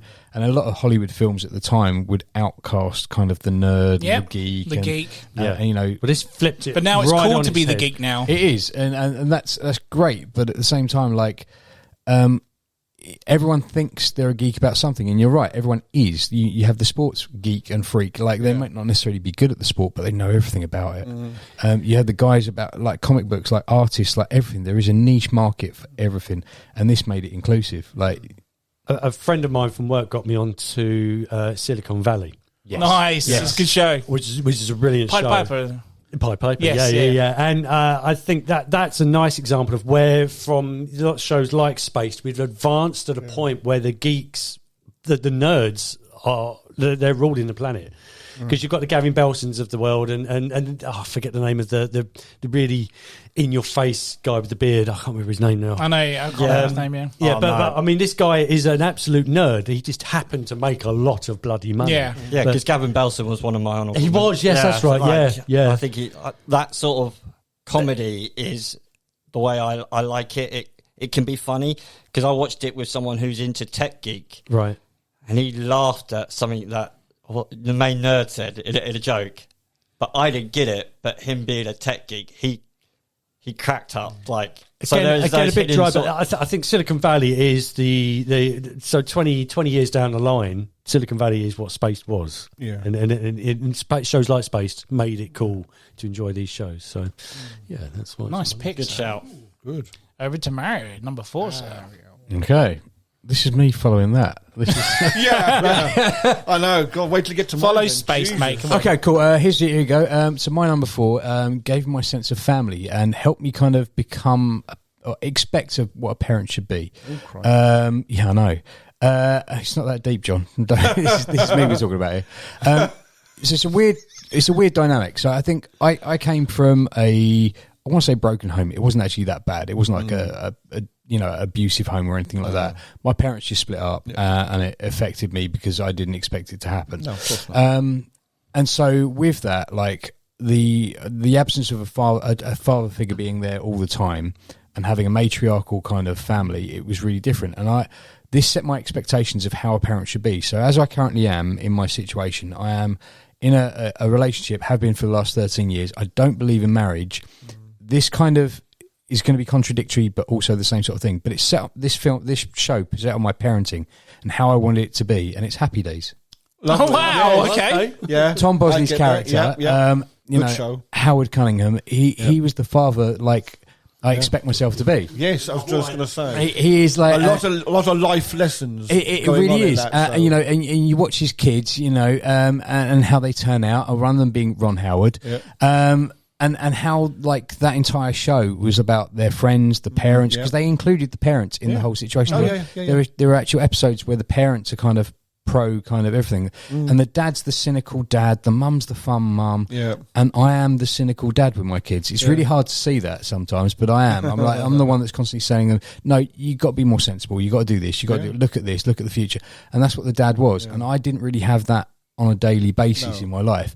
But Happy Days gave me that, because that's what a father figure is. That's what a dad is. It's someone who looks after the kids, and he breaks down in a couple of episodes. You know, Joni gets into a bad relationship. You know, even introduces like Fonzie. He gives Fonzie somewhere to live. You know, above his garret. Fonzie has nowhere to live. He doesn't have any family other than his cousin. You know, and he kind of goes, well, actually, you come live with us. Like we'll look after you. And Fonzie, although he rolls his eyes at him and stuff, he would do anything for him, as well as Fonzie would do anything for the dad. I always saw Fonzie as the sensible side of the dad. Yeah. You know what I mean? The dad's got to, I'm the dad, and you know, I've got to set the example. At the same time, he kind of like has to show some sort of like empathy. So I always saw Fonzie as that's his side, and it's the so other, he always knew that the other between voice. him and Fonzie, they would look after everybody. That's it, because Fonzie's that other voice. Like, you know, he's the straight laced dad. He's like, this is the way it is, and then Fonzie goes, but it could be this way as well. Like you're doing the same thing. He was the voice of reason. Do it this way,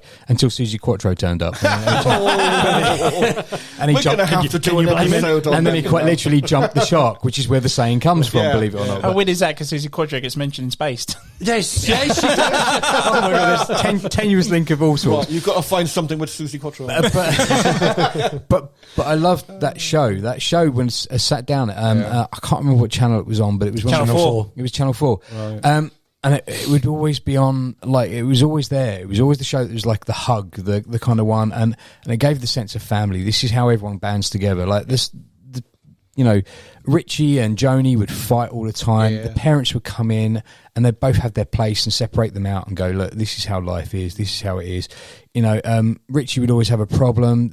They touched on drugs very, very, very briefly because it's the 60s and it didn't really exist as such. I mean, it did, but the culture wasn't as kind of widely talked about.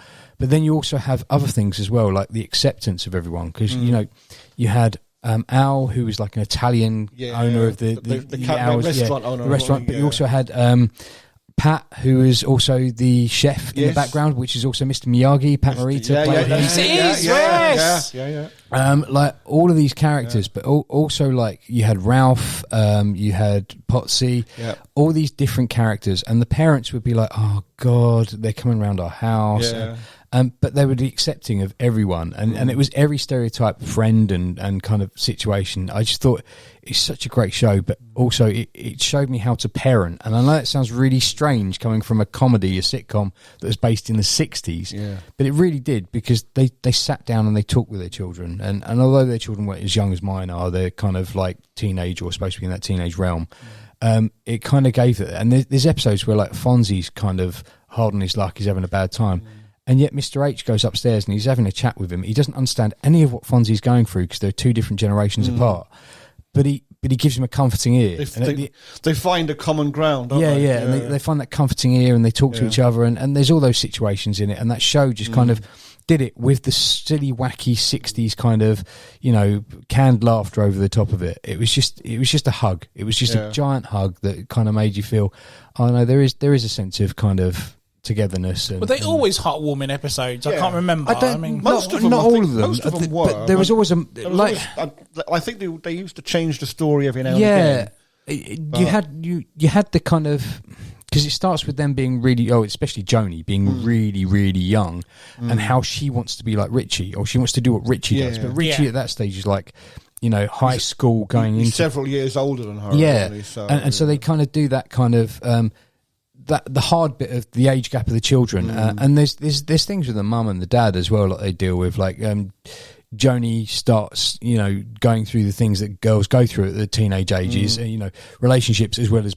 all the changes, and the mum isn't around to deal with it because she's dealing with something else, and the dad has to deal with it, and he sits down and he screws it all up, and then he turns around to Marion and he goes, I don't think I did very well. And she goes, don't worry, that's why I'm here. And off she goes to deal with it. And she picks it all back up. But they weren't necessarily heartwarming episodes, but there was always something in an episode that would bring you together, whether it be the friends and the friendship or even just Fonzie. Like, he was, again, if I go back to the Knight Rider thing, the protector and that, Fonzie was the cool kid, and he was the one that everyone was scared of or had the reputation for being scared of. And there's episodes where, like, Ralph is kind of getting beat on in the loosest term possible, and Fonzie's there to kind of get him out of it. And Fonzie didn't necessarily like Ralph, but Ralph was over-enthused, and he looks after them in the same way that Mr. H does as well. There's an episode where he just takes control. Like, Fonzie's about to get beaten down by these bikers, and he comes out to protect him. He's the cool guy that likes the nerds. Yeah, but he really looked after everyone, and the whole show itself is just like I say, it's a massive hug. Like, if you wanted to watch something that is really dated now, but it's still a good watch, the canned laughter. Yeah. I mean, there was a lot of the kids had respect for mum and dad. Yeah, they'd come around the house. It's all like Mr. Cunningham or Mrs. Cunningham. Yeah, Fonzie always referred to him as Mr. H and Mrs. H. Mr. H, even though that was the cool way to say it. It was it's such a great show. Like, I just really liked it, and also the fact that it gave you like the sense. This was how I wanted to parent my child, or how I wanted to parent my children going ahead. It made me think about family and what it means and where everyone is. And there we go. That's my number 4. Nice pick. Back in the day, it was always Family Ties followed by Happy Days or Mork and Mindy. That's it. Yeah. But I can never. I mean, I love Happy Days, but I can never think Happy Days now without it being the backdrop to a Weezer video. Yeah. Nice. Yeah. No, I get that. 100%. Yeah. Nice. Good pick. Chris, number 4, sir. I mean, sometimes I used to think I should have gone to school. Like when it come on at lunchtime, sometimes as a kid, because I didn't appreciate it as a kid. I was like, Flying Doctors has been on, and that was wank. Flying Doctors. Oh my god! You just should have gone to school, Chris. Like Sons and Daughters. Okay, right. So my number was it number 4? Sorry, number 4. I'm going for like slight sash on 2, but very quickly. First one sort of being is Game of Thrones. Don't really need to go into it too much, but the reason it's so influential for me was I was single for quite a while. I've gone on a date. I've gone to meet this girl who turned out to be Sally, who I'm with now, and we just ended up talking about Game of Thrones got mentioned, and we ended up talking for a good 3-4 hours over this. Like, it was one of the easiest dates, and it got onto Marvel and all but it all stemmed from us liking Game of Thrones. Yeah.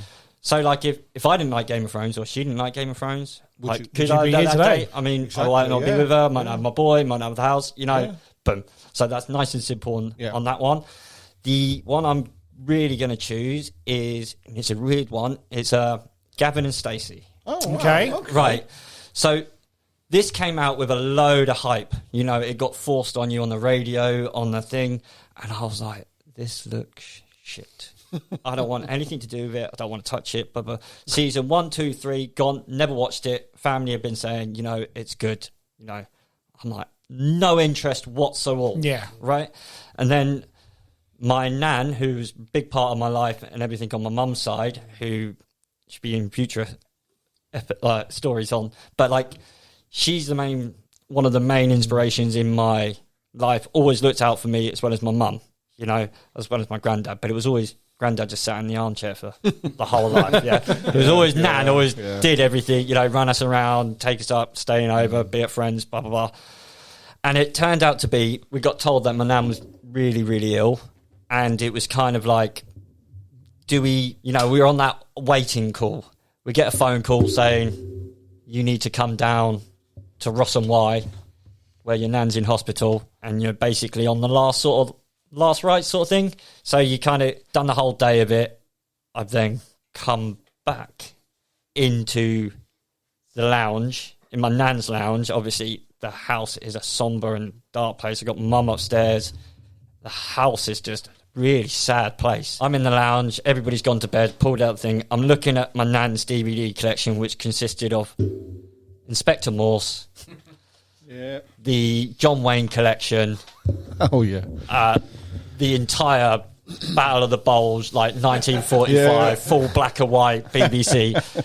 And in the corner, Gavin and Stacey. Oh, real? So it was like, do you know what? Let's put it on. Yeah, if she liked it, then I'm. But no, I just thought I just need something to watch it, because there's nothing. I got no Netflix, I got no computer, I got no tablet, I got no nothing, and I just put it on, and I just pissed myself from pretty much from start to finish, and kind of gone, okay, it is actually quite funny. I really enjoyed it, but what it made my mum come down, because you can hear there shouldn't be kind of laughing in the house, and it kind of felt weird being happy at a time, and it was a weird, but what it did is it stuck with me, because I could have had a real butterfly, because it could have hit me hard, being like really bad if I didn't have something. Yeah. And I always, now whenever I mean, Corden might not be everyone's cup of tea, but whenever I kind of makes me happy, sort of thing, in a sense of like, oh, do you know what, like I like it, and I got a bit excited with the new special being announced, and it's just a real good factor in. I should think of it as, for some reason, it should remind me of like the worst possible time of my nan. Like it really should, because I'm watching it at the very end, like next day, basically you get called, but it doesn't. It reminds me of like a good time and a happiness, and it's a good program that I've just always carried a good warm feeling for. You know, nice, man. Yeah, it's just one of those ones. Like, yeah, I've just enjoyed it from being something that I really didn't want to watch to being so influential for me. Just the way I kind of like, because I didn't come away there. I mean, I was sad, but I don't know. I could have taken me down a dark place. You know, Sure. I just don't know. It might not have done anything, but it just made me feel good at that point. So yeah, It was there when you So needed yeah, it. it's so like two butterfly effects. Like if Sadie doesn't like it, or I don't like Game of Thrones, you know, life could be different. Who knows? You know, all of these chances and everything. You never know. Just these tiny details. Take the chance. Yeah. I feel like the guy from Close. That's beautiful, man. That's not, honestly, mate, hand on heart, that's really sweet. Yeah, no, so it just, my nan, like my mum is just always, she's always been like my second mum sort of thing. Just always just solid, like a proper nan, you know, just always did fun stuff, always good, and it's just, So did you order your Indian food like Gavin and Stacey does? Oh, yeah. Oh, that's brilliant. But I can't eat that much. You know, I just give me a madras. Just give me a madras. And like, Could always order a Chinese. Yeah. but then I'm happy to share the Chinese. But you ain't sharing your Indian. No, like the Chinese, don't everybody. share nothing, mate. It's all like, bit that, bit that. But yeah, no, it's just a good time, happy times, just nice time for me. Nice pick, mate. Well, Let's not go. a nice time, but Yeah. yeah. Let's go to John's number 4. Well, mine's not going to be anywhere near as deep as those guys. Were you still in Ireland at the time? No, yeah, I was in Ireland. Yeah. No, I'd watched a couple of war films. I was like, we're talking like, say, 10 years old. Do you know what I mean? I'd seen a couple of war films on television, and one evening, I think I'd Hang been on, about, are you 10 years old? I was like 10 years old. Yeah. Okay. Oh, fucking hell, here we go. Let's take you when the back. world was in Where's black this and come white. from? I was waiting for the story time. No, I won't do that. Yeah, so I was like probably around, I don't know, 10, 11 years old, something like that. And I'd been out, I think, with some friends and whatever, and I came back in, and I always remember my dad sitting in the chair laughing his head off. And I'd never really heard my dad, really laughing. And so I've gone into the sitting room and looked to see what he was laughing at. And he was laughing at what I would go on to watch all of it, was Dad's Army. Oh, okay. And I kind of wonder, what's he laughing at? It's weird because they've literally just announced the last member has died on that series, isn't it? So I sat down with him, we watched it, and I ended up like giggling my head off at it. And I've watched the whole entire series several times over the years. I just find it hilarious. You got all the camaraderie between all of them. They've all got their little quirks. You've got like Captain Mannering, who thinks he's better than what he is, and he's not, and he hates the sergeant because the sergeant is actually a better soldier than him and was actually a soldier, and he's got medals, and it's just so funny. And Clive Dunn's character, the butcher, Corporal Jones with the van and the malaria. Yeah, and it just made me laugh. And it's like that episode where they got the guns in the van, and they got the holes. Do you remember, like the holes in the van? Yeah, and he's going up 2, 3, down 2, 3. And to this day, I can't watch an episode of Dad's Army without just pissing myself laughing, thinking that had my dad not been sitting there watching that, would I have actually? Would you have ever noticed it? Would I have ever noticed it? Yeah, I mean, would it have gone on the list of anything? Like, the thing I've gone from that into actual war films, and I've been to like a lot of the battlefields and stuff. That kind of gave me my interest into proper World War II in that sense. I mean, like I said, I'd seen 1 or 2 films and it didn't take much of it. I enjoyed the action in the film because it's just a movie, but to actually sit and watch it, but from a humorous point of view. And then, of course, when I'm a kid, I didn't quite get all of the jokes. But as I got older and I watched more and more of them and watched some of them for the second or the third time, the humour starts to get into. I start to understand it all better. It's strange because it's something that doesn't exist anymore. The Home Guard. Yeah, no. And also, there's no need for it because we're not. And that was something I found out with they were called the Home Guard, and the Home Guard actually did exist. They were these real people. It wasn't until I didn't really appreciate that until I watched. Random film, Bed Knobs and Broomsticks. Yeah. With the Home Guard in yeah. that, because I didn't understand and of course we had the air raid warden always telling them all to turn out that light. And there actually was people doing that. That was their job, to go around and of course, so like you see it from a kid's perspective and a humorous point of view, and then as you grow up, you start to realise that actually these people did exist, and they didn't have like rifles and things. They had maybe like 2 rifles between them, and it was it's my turn to farmer shotguns if you were lucky. Yeah, exactly. And it's like Pike the kid that was in it. I think he wasn't the last one to die. He's the one who died. Yeah. And it's like, well, it's my turn to have the rifle tonight, sort of thing. And everything was just a joke. Well, everything they had was their own service revolvers and things from the First World War. So they were literally scabbering around. I always loved Dad's Army and shows like Hello Hello because they played out like a stage play. Yeah. Yes, definitely. If you ever watch an episode of any of those types of shows, it's always in 3 acts. Yeah. So you'd have the setup, the middle bit, and then the finisher. But brilliant. See, I could have put Hello Hello in there, but Dad's Army was like, I had Dad's Army before that. It's the same. And the interest of that led me into Hello Hello and so on. But it's the same show, brilliantly done. Yeah. But you always had bumbling from other fools. sides of the sea, isn't it? That's it is. Yeah, absolutely. Yeah. And the humour is very different from Dad's Army to Hello Hello.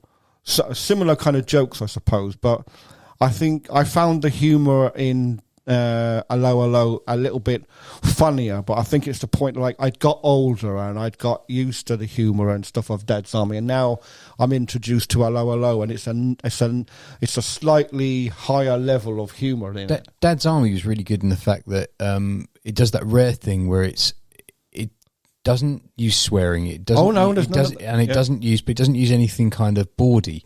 Like No. Hello Hello played an awful lot on the relationships of Renee and the waitresses. and the waitresses. Yeah. And one of the waitresses was slightly busted, Mimi, and the other one, Mimi. one was taller. Yeah. And Mimi LeBlanc, and they would always be yeah. You know what I mean? But it's exactly. It's like I said, that level of humour was like when I'm like 10, 11 years old, I would never have got any of that humour at that time. But of course, it came later anyway. Yeah. So by the time Hello Hello came out, I had kind of like grown up a little. I was in probably my 20s then, so I got all the references and I got all the humour. And to me, it was like the replacement for Dad's Army. So Dad's Army was like when I was a kid, and then Hello Hello when I was like in my 20s. And today, now, if I was, watching telly and either an episode of Dad's Army or Hello Hello came on, I would just sit and watch them, even though I've probably seen them dozens of times. But and it's like watching anything really. If you see something often enough, you know every line, you know every joke, but it's still funny, and you still watch it, and it doesn't bore you, And so it's a simple. That's all. It's not as deep as what you guys had, but yeah. Still a good pick, sir. Still a good pick. Right. mine's gonna be short. Follow mine easy, but mine's gonna be short and sweet. So you said that last time. I picked this because for me, and it's going to sound silly to everyone here, but for me, I discovered a different type of genre in music or soundtracks. Yeah. So the show that I've picked, it's a fantastic show with one of the best soundtracks ever, hence why it's on the list, is Smallville. Yes, I love Smallville. So anyone who knows me growing up, I grew up with house, dance, trance, 90s, techno, every type of acid trip you could find.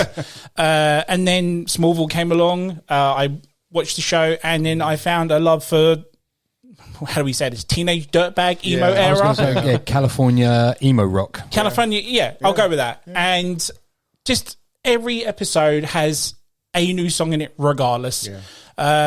We've got from Three Doors Down to Breaking Benjamin to Lifehouse to Enemy Zero, Sixpence None the Richer, Weezer, you mentioned earlier, Papa Roach, Faithless, The Calling, Gorillaz, Sum 41. The list is absolutely endless. This is 10 seasons as well, and it's not just thrown in there to advertise that type of music.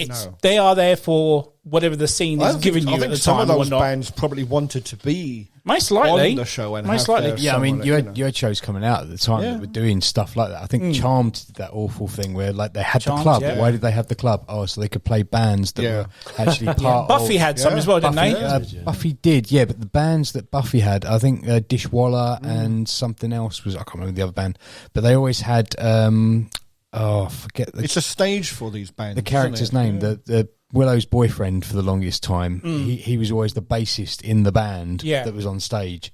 But it was that was the platform they used, where they bring someone in. But Smallville, you're right. They didn't really have the bands playing, but they had the music. The music was just like there in the background for some reason. And obviously, if no one knows what Smallville is, it's the origin of Superman, and it builds in it so well. So there's not just Superman's origin, there's everyone else's end of their story. There's love interests and there's all this other stuff, and it works so well for what it was. I got my sister into the show, and there's a specific episode in season 4 where Lana and Clark are dancing together at prom to Lifehouse's song You and Me, which she actually used at her wedding. She came down the aisle to that song. That's a lovely song. It's an amazing song, really lovely song. And just a big impact for me. I mean, I was listening to stuff like Limp Bizkit and Linkin Park at the time, but this sort of like put me to that direction where I'm now a fully fledged DJ. I listen to all different types of genre, whereas back in before this show, I was literally just one type only. So for me, it was a big eye opener and a love for a new genre of music. So I've got 2 shows like that. Currently one, and you're all going to laugh at me for this. One of them is Grey's Anatomy. I absolutely love Grey's Anatomy. Sam loves Grey's Anatomy and everything that's associated with it as well. I tolerate it, is what I put that under. It's just too much heart for me. It really is, and that sounds a strange thing for me to say. That was one of the things that really put me off the show to begin with. But I absolutely live and breathe Grey's Anatomy these days. But it does the same thing. It has pieces of music that are they're kind of Tarantino picked for the moment, and I get laughed at a lot because it's basically a song explaining what's happening in the scene at the moment, but I think for the current type of audience, and especially with shows like Smallville, another one that did it was Due South. Oh, Due South. Yeah, what a show. We'll talk about Due South at another point because I could talk about it all night long. But for me, Grey's Anatomy and Due South did the same thing that Smallville has done for you. It at the time, and especially now with Grey's, it's opening up new types of music that I wouldn't necessarily listen to. And my musical taste has shifted a hell of a lot. So, yeah, I totally agree with you on that one. If we were going down that route, then I would also put in, like, as strange as this is, Yellowstone. No, I was just about to say, my whole playlist has changed. I've added country artists to Nice. mine just from really? listening to, Luke Combs and a few others as well, just to name them. Like, just it opens up your eyes. Some of these shows, like definitely. you say, Smallville, it just changes your outlook on music. I'm a pretty big country fan, I must admit. That's my little. That's one of my guilty pleasures, music-wise. But I suppose once upon a time, we'd pick up a CD or a vinyl or a tape, or you'd listen to it on the radio or something like that, or you'd even watch MTV. But yeah, now TV shows seems to be the way that people are adapting, changing. Well, there's no MySpace anymore. We can't spend 20 minutes downloading one song just to go on your profile. Yeah. Does he not still exist? Shazam's the way forward, isn't it? It's Is it? Well, just do you know what? takes the song and then it puts it straight into a playlist. I was for in me. the HMV on Saturday, and I Shazammed three songs while I was in there. Yeah. Love it. Have you heard of a guy called Terry Sims? Terry Swims. He was the last guy. I like him because I only just literally he's on the top of my playlist because he's just been because I didn't purely by accident. He did a country version of the Blinding Lights by the Weekend, and I thought, do you know what? I like that. It's actually quite cool how he's done that. I like it. I love that song, so now I'm going to listen to that. Yeah. because that's good because he just got announced for the Friday Reading Day. I like it. I want to go for the Friday. Oh, dear. But yeah. Number 4, Smallville, clearly for music, and obviously it's a great show. Yeah. Number 3's. Number 3. Back to the 80s with Howard. So we're in the 80s. Little H is enjoying his comedy. And, Still with the comedy, mate. Still with the comedy, yeah. Wow. It was interesting putting these lists together, and I thought there'd be more, typically science fiction and stuff like that, more cop shows. But no, I suddenly realised that a lot of my childhood heroes and influences have all been majority comedy shows.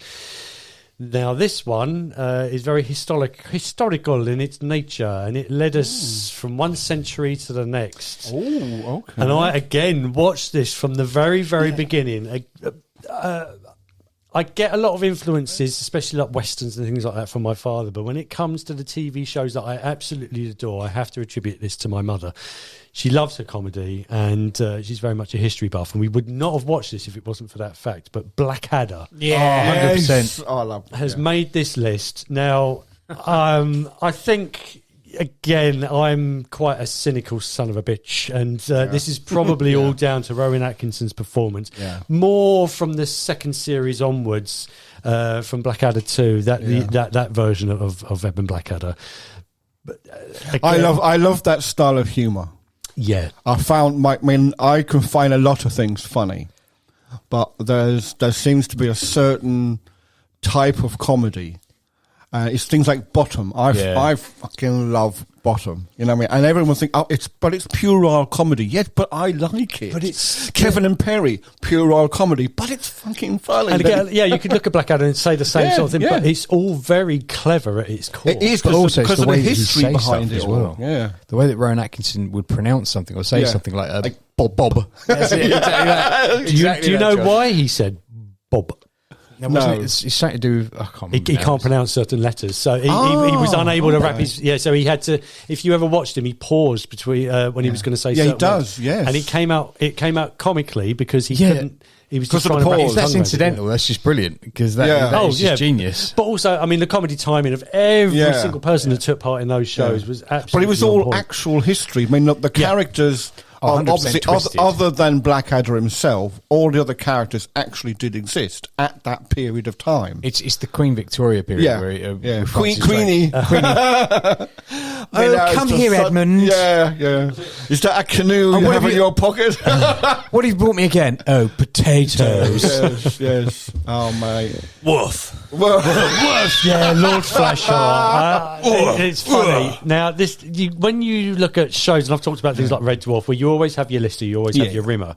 So you've got your Blackadder, you have to have your Lord Flashheart. Yes, Lord Flashheart. I mean, brilliant, absolutely. But Rick Mail, an absolute comedy god.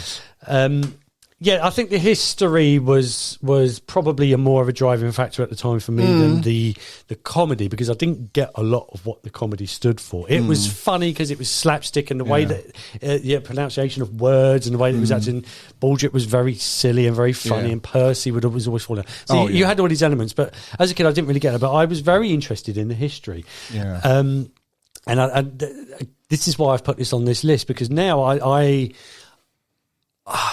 this and another TV program that I will mention pushed my interest in history, and much like Chris with the modern world and nature and that type of subject. This was the main reason I watched it. The comedy was very, very secondary, but all wrapped in one tight little very. Yeah, so I was very much the same. I had done the history, and so I knew all the aspects of Blackadder, but it was nice to see it. When you say done, John, do you mean live? Yeah, that as well. But it was nice to see like a comedic spin on that type of era, those eras of history. I don't think it had been done before. Entered my brain for 1 second, Not in that way. And but to see it done humorously, you think, fucking hell, actually, yeah, and it works so well. It was the one where the World War One, and he offers him a cappuccino, and you see him, Baldrick in the background going. Yeah. Nasty, wow. Mud, phlegm, and But do you have any of those little brown sprinkles? We ran out. We ran out of milk months ago. Yeah, months ago. Yeah. Oh my. Any sugar? Yeah. But it was. Yeah, that was hilarious. I loved it. I think Blackadder Goes Forth is probably my favourite series. I do like that one. Even the little history.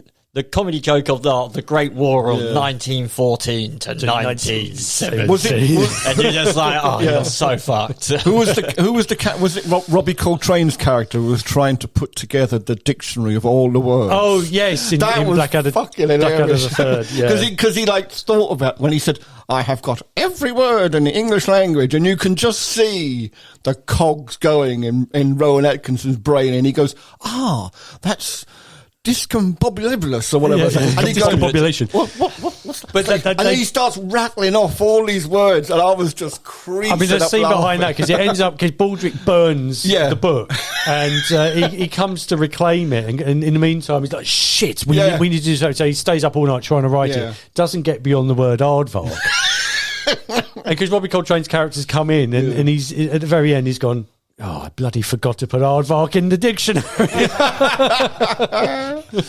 And the Bishop of Bath and Wells. The baby Bishop of Bath and Wells. I have a cunning plan, my lord. I mean, cunning as a fox. 99% of it was historically accurate. Yes. There was a little bit of ad-libbing.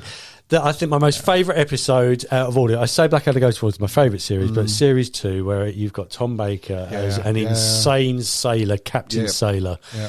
Who's lost his legs. I can never watch that without pissing myself laughing. Where he's sitting at the table with Blackadder, and he's saying, "You'll never make a sailor. You've got the hands of a woman." Well, that's right. Woman's hands. Yeah, brilliant. And with the comedy, very dry, very cynical. Again, it's probably the reason that I'm such a. Yeah, I mean, I found like a new kind of like a love for all the actual characters. So like Baldrick went on. What's his name? Tony Robinson. So he went on to the Time Team and stuff. So I was quite interested to see, and that was serious. It wasn't comedy. I actually kept saying that can't be him. That can't. Oh, the same guy. The same with because I just knew him as a guy from Maid Marian. Yeah. Oh yes, of course. Yeah. And then he was this, and I was like, but no, this guy's clever. Yeah. This guy's clever. Like I couldn't get my head around. Like it was like Rick Mail carried on with his comedy, and he took it to new heights. And I love Rick Mail as a character. I think he's fucking hilarious. I think he's a genius. And then Stephen Fry.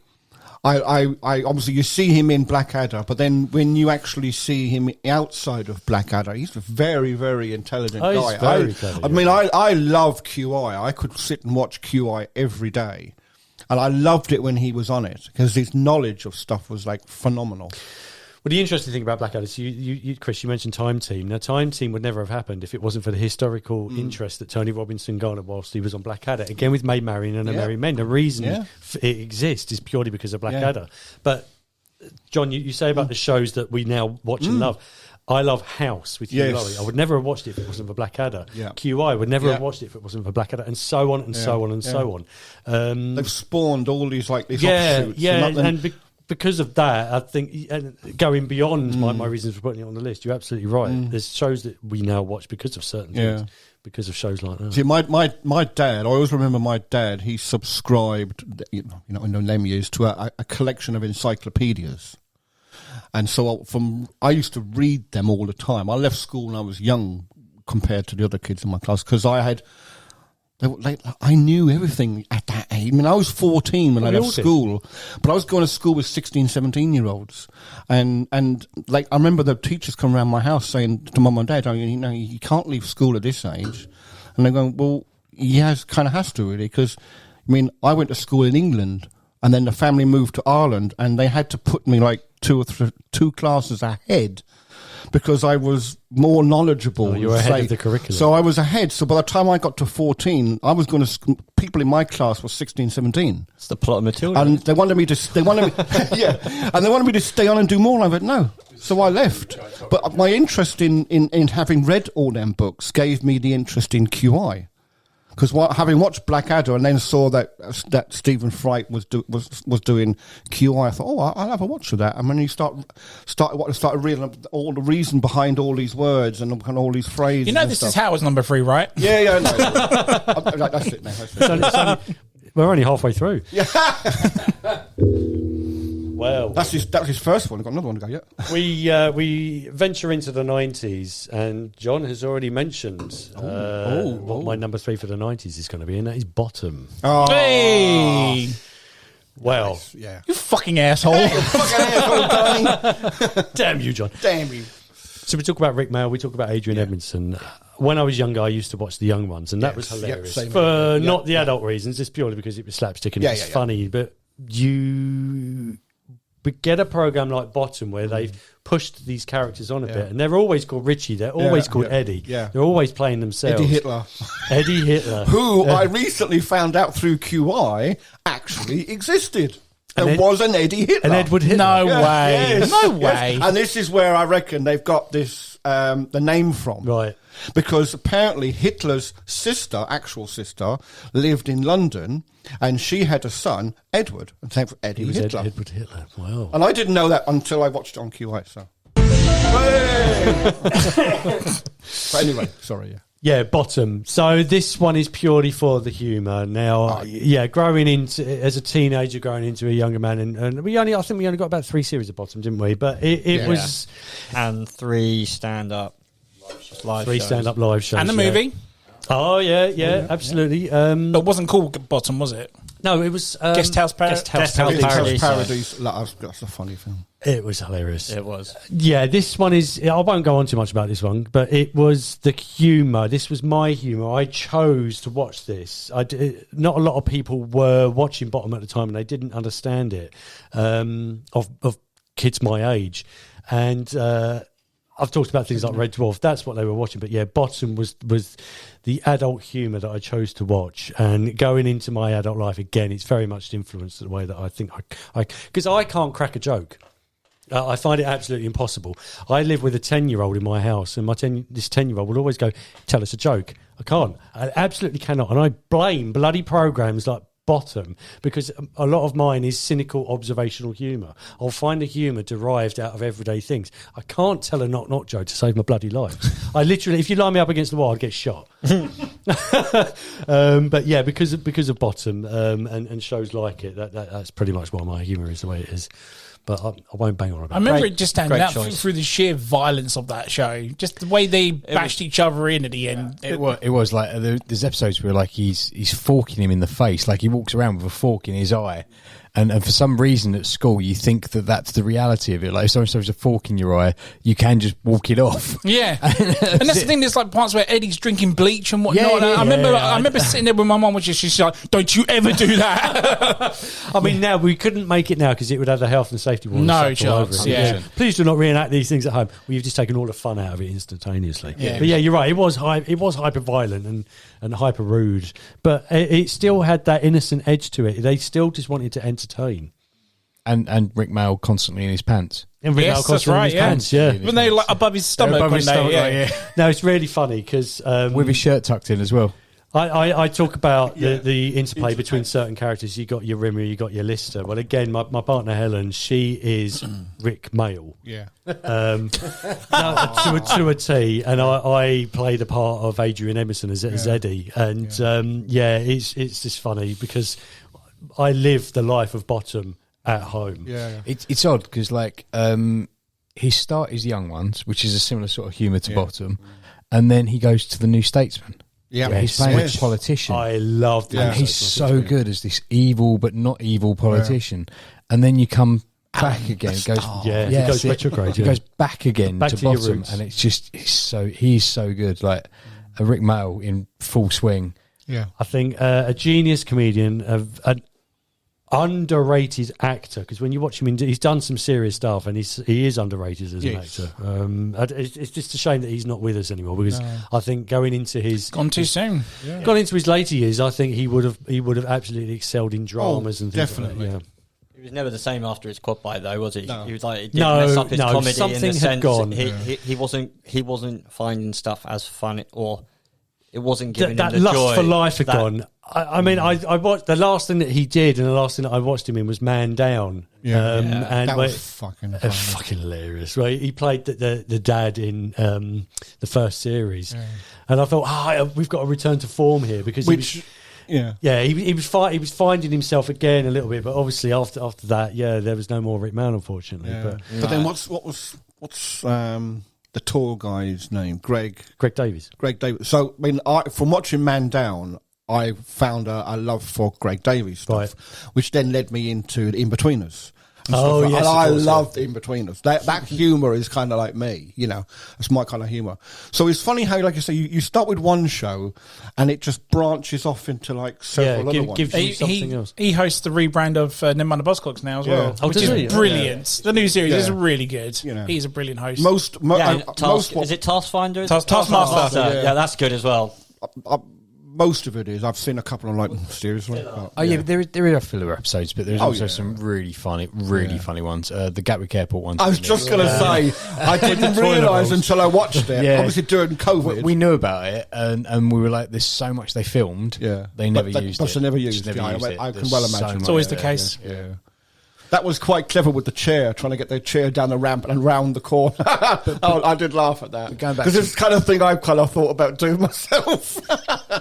But going back to Rick Mail, you've got Drop Dead Fred as well. Yeah. Fred, yeah. Winona Ryder of all Yeah. people. Like, and he's so good in that as well. But he's playing the characters that he plays in Young Ones, Bottom. He is. He always channels that archetype that he has. Chaos, He's but- always Richie Rich or Yeah. Richard. He's always the same character. But yeah, Bottom. I think without Bottom, I probably wouldn't have such a dark and twisted sense of humour. Nice, mate. Mario, number 3. So my number 3 is, we talked about this briefly before, and it's a TV show that was on, and it influenced the way that I think about things, and I mean literally things, and it's Tomorrow's World. Oh! Don't tell me I've got a clash with you, John. But it's a show that high-pitched scream, I think, just my gave it number away. 3 as well. I All right, have- we join in. You Yeah, join in. okay. I have a love for gadgets and toys and stuff. And for the longest time when I could afford to, I was an early adopter. And this show's the reason for that. Each week, for those of you that are young enough never to remember this, it was a show that was on in the same vein as the Gadget Show, really.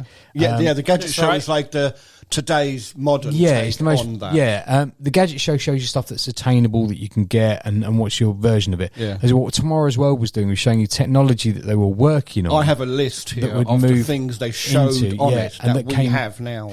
and it's ridiculous. But this show kind of, I would sit in my room and it came on about 7:30 of an evening on BBC One, and I would sit there and I'd watch this thing, glued to that and it was screen. just fascinating. Like the gadgets, the bits, the technology, the everything, and it was all about computer coding or electronics. The dropping the electronic calculator was an episode on that, for God's sake. That was 1971. It's just unbelievable. The whole show itself just had gadgets galore.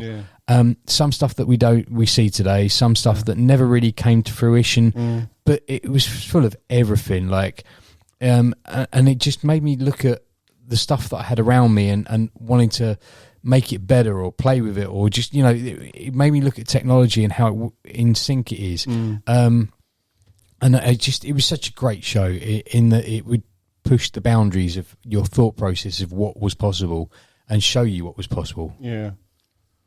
I mean, my number 2 led me into Tomorrow's World. Yeah. It was- That's it why was I got just- an interest in it. But why is it your number 3? Because of my number 2. Okay. I found a number love 2. for like technology, and I wanted to know. So if they have that, then what do we have now, and what's coming up soon? And am I going to be having one? Am I going to have one of these things one day? And it was just, I was just glued. My brain was, every episode, I was like a sponge. I wanted to know, what am I going to be using in 10 years' time or in 20 years' time? So or what's on whatever. your list then? What have you got do we get today then? That was on the show. Right, well, they showed the breathalyzer, which was in 1967. The home computer was in 1967.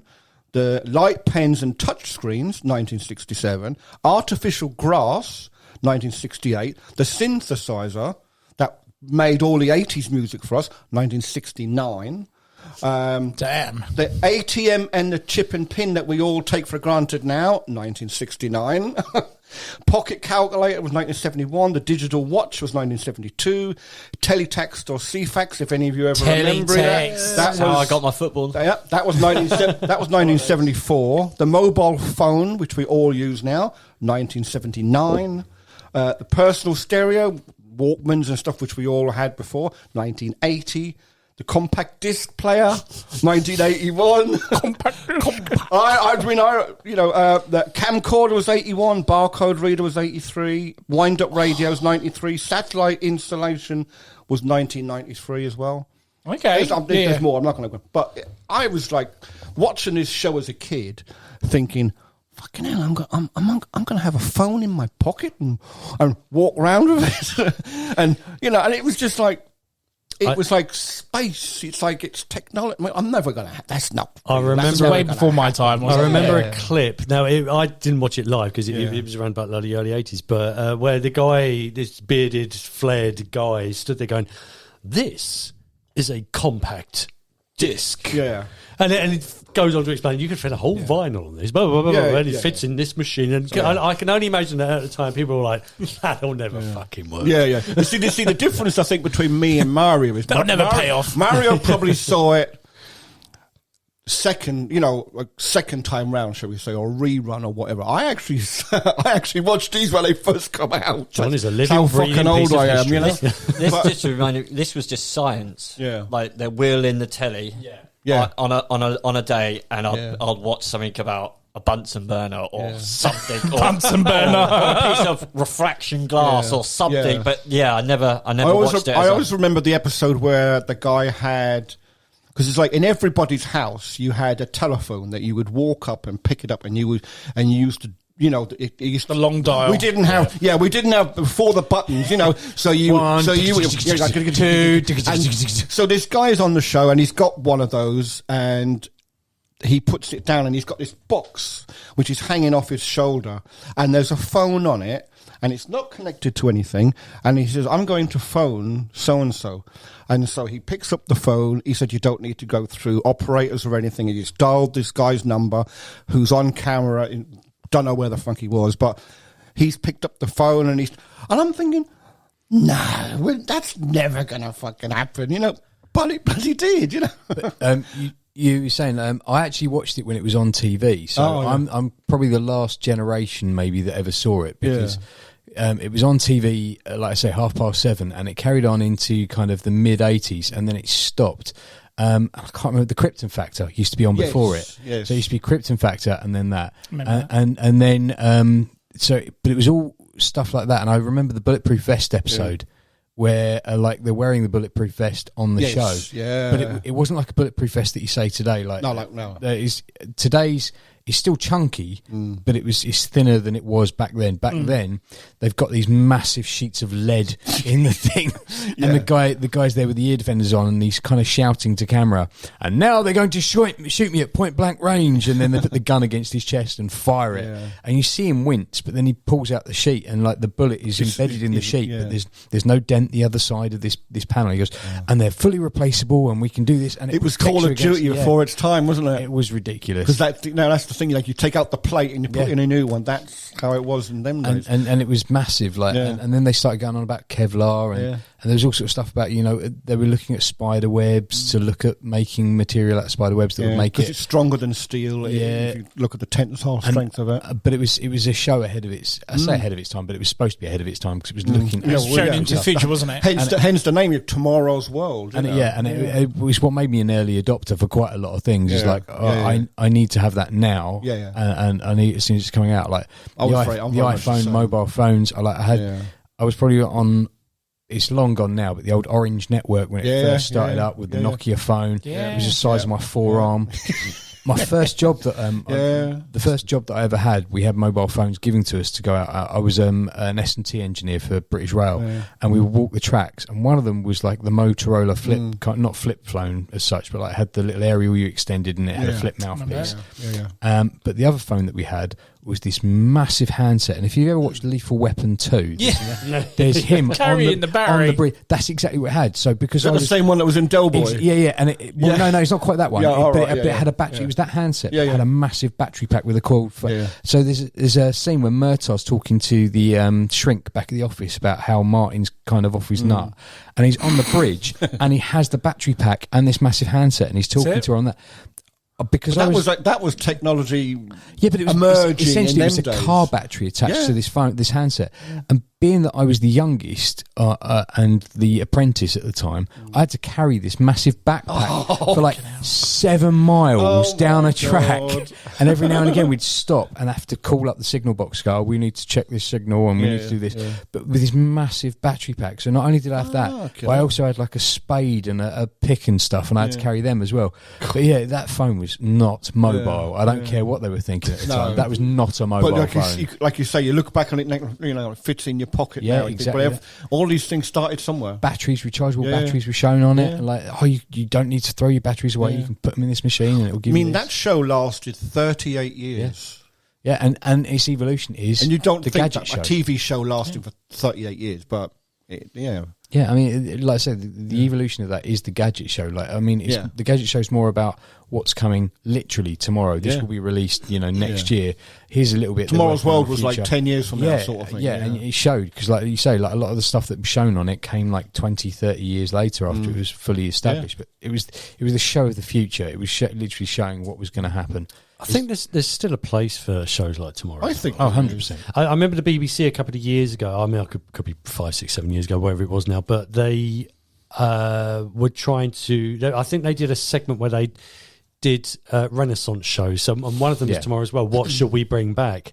And it was presented by modern day techies and science bods and personalities. It was really, it was as good as it was back in the day. And it's just interesting, like it changes. Like there was always something for someone. I know it was technology and future based, but there was always something about something that somebody would be interested in. Yeah, absolutely. Musical instruments, the music, as well as kind of film technologies.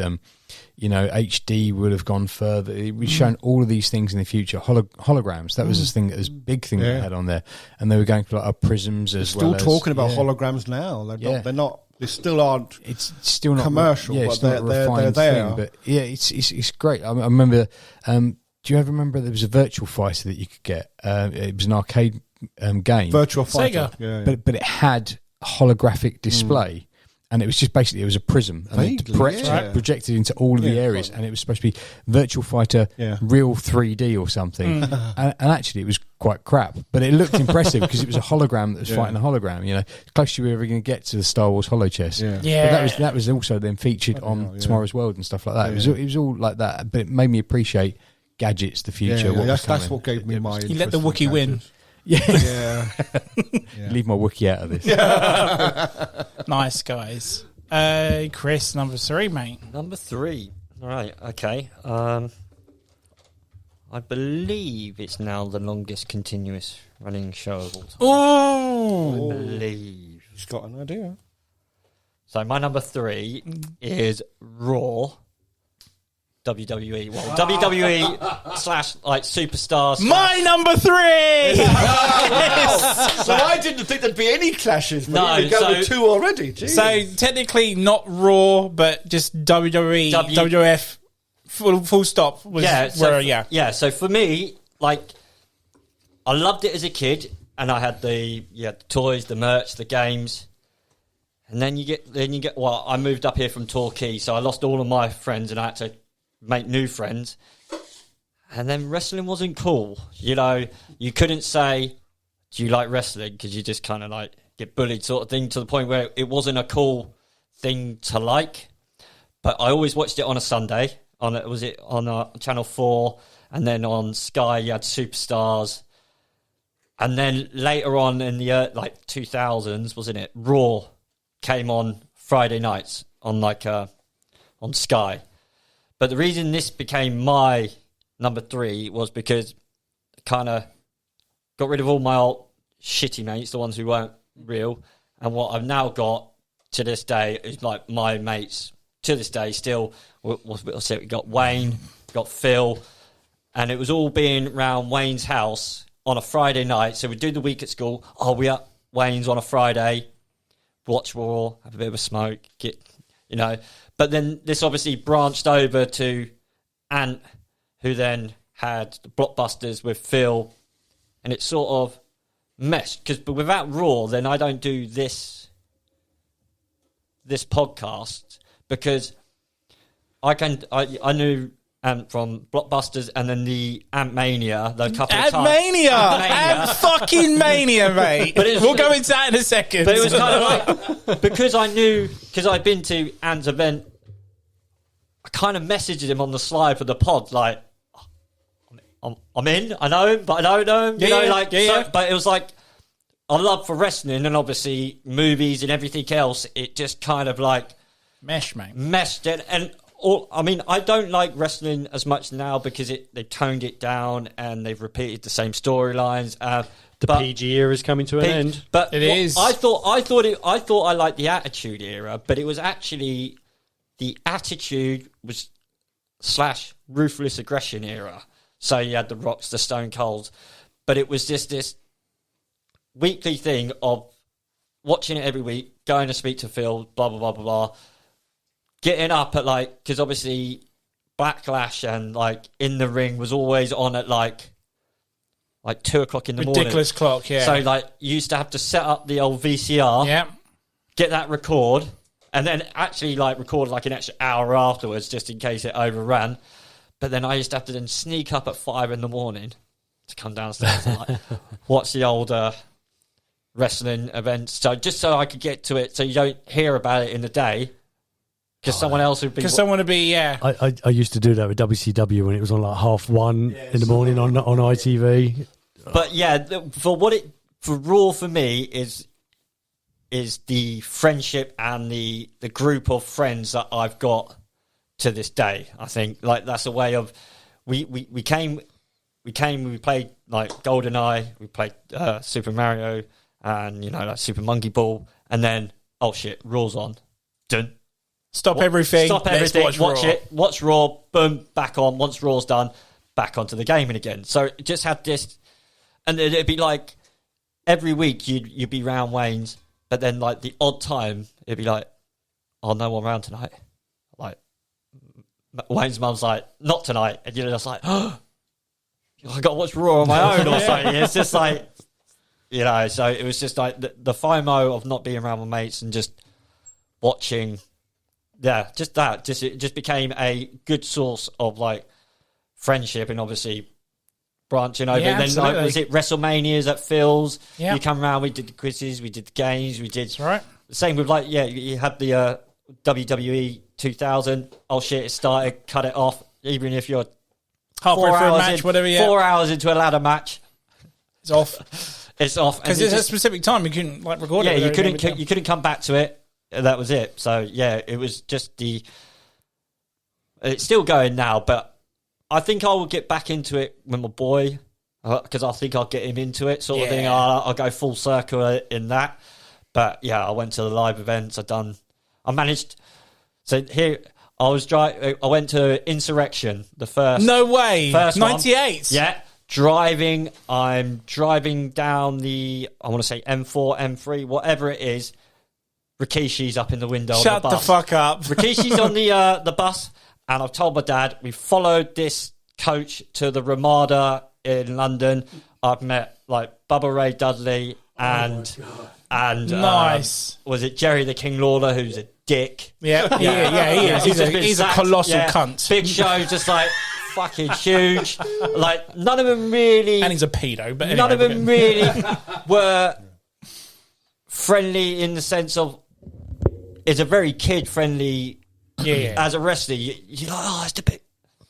No one really cared, but for me, I was still like, oh shit, we followed him. Geeking out, mate, weren't you? Proper in the geeking out, yeah. And in the middle of nowhere as well. Because you can't miss Rikishi. No. Just No, that fucking arse, no way. £500 fucking Hawaiian-looking dude looking out a window, you know. But yeah, it just.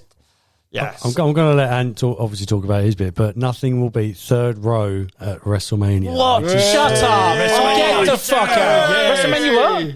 92. 92. So that was WrestleMania 8. Was it? Yeah, it was. No, it was just WrestleMania 92. Yeah, it was. WrestleMania 8. Wow. Wembley. Fucking up the Survivor. No. was it that SummerSlam? SummerSlam 92. Sorry, yes, SummerSlam. Yeah, SummerSlam at Wembley. Yes, At Wembley, yeah, right? SummerSlam 92. Was it yeah. HBK just in the sunny ring or something? That's all I can remember. Like, That's when the British Bulldog. What? yeah, just marking out about like just the intros and stuff as a kid. Like when it comes in. Yeah, I remember walking home from like school one time. Me and my mate, we bushwhacked from St Wilfred all the way to town. Like, Second row. I might have to go back and watch that. Third row. Might have to go back and watch and see. Oh, there he is. Well, so Just look out for the guy with grey hair. I'll be sitting next to a bloke with grey hair, right?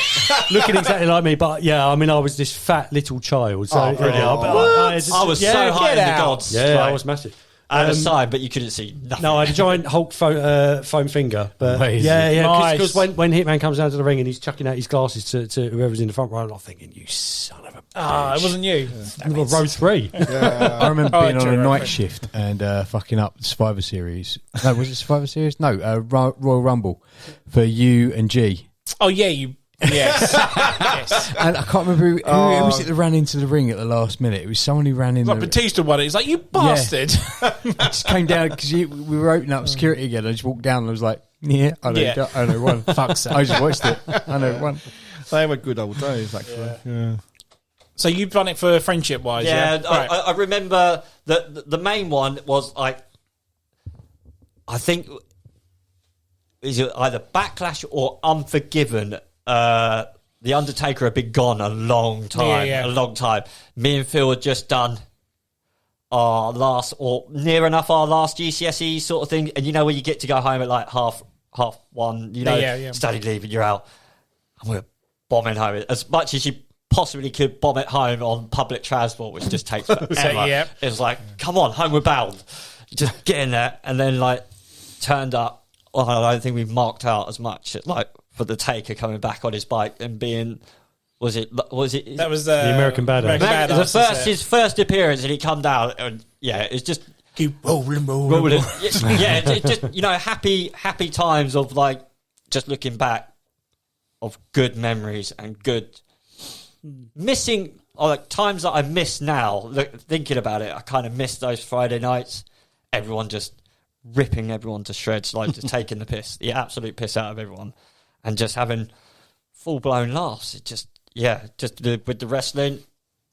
But then it was our sort of thing because it wasn't. Not everybody liked wrestling, and it wasn't as cool to kind of to say. Really, you know, you kind of.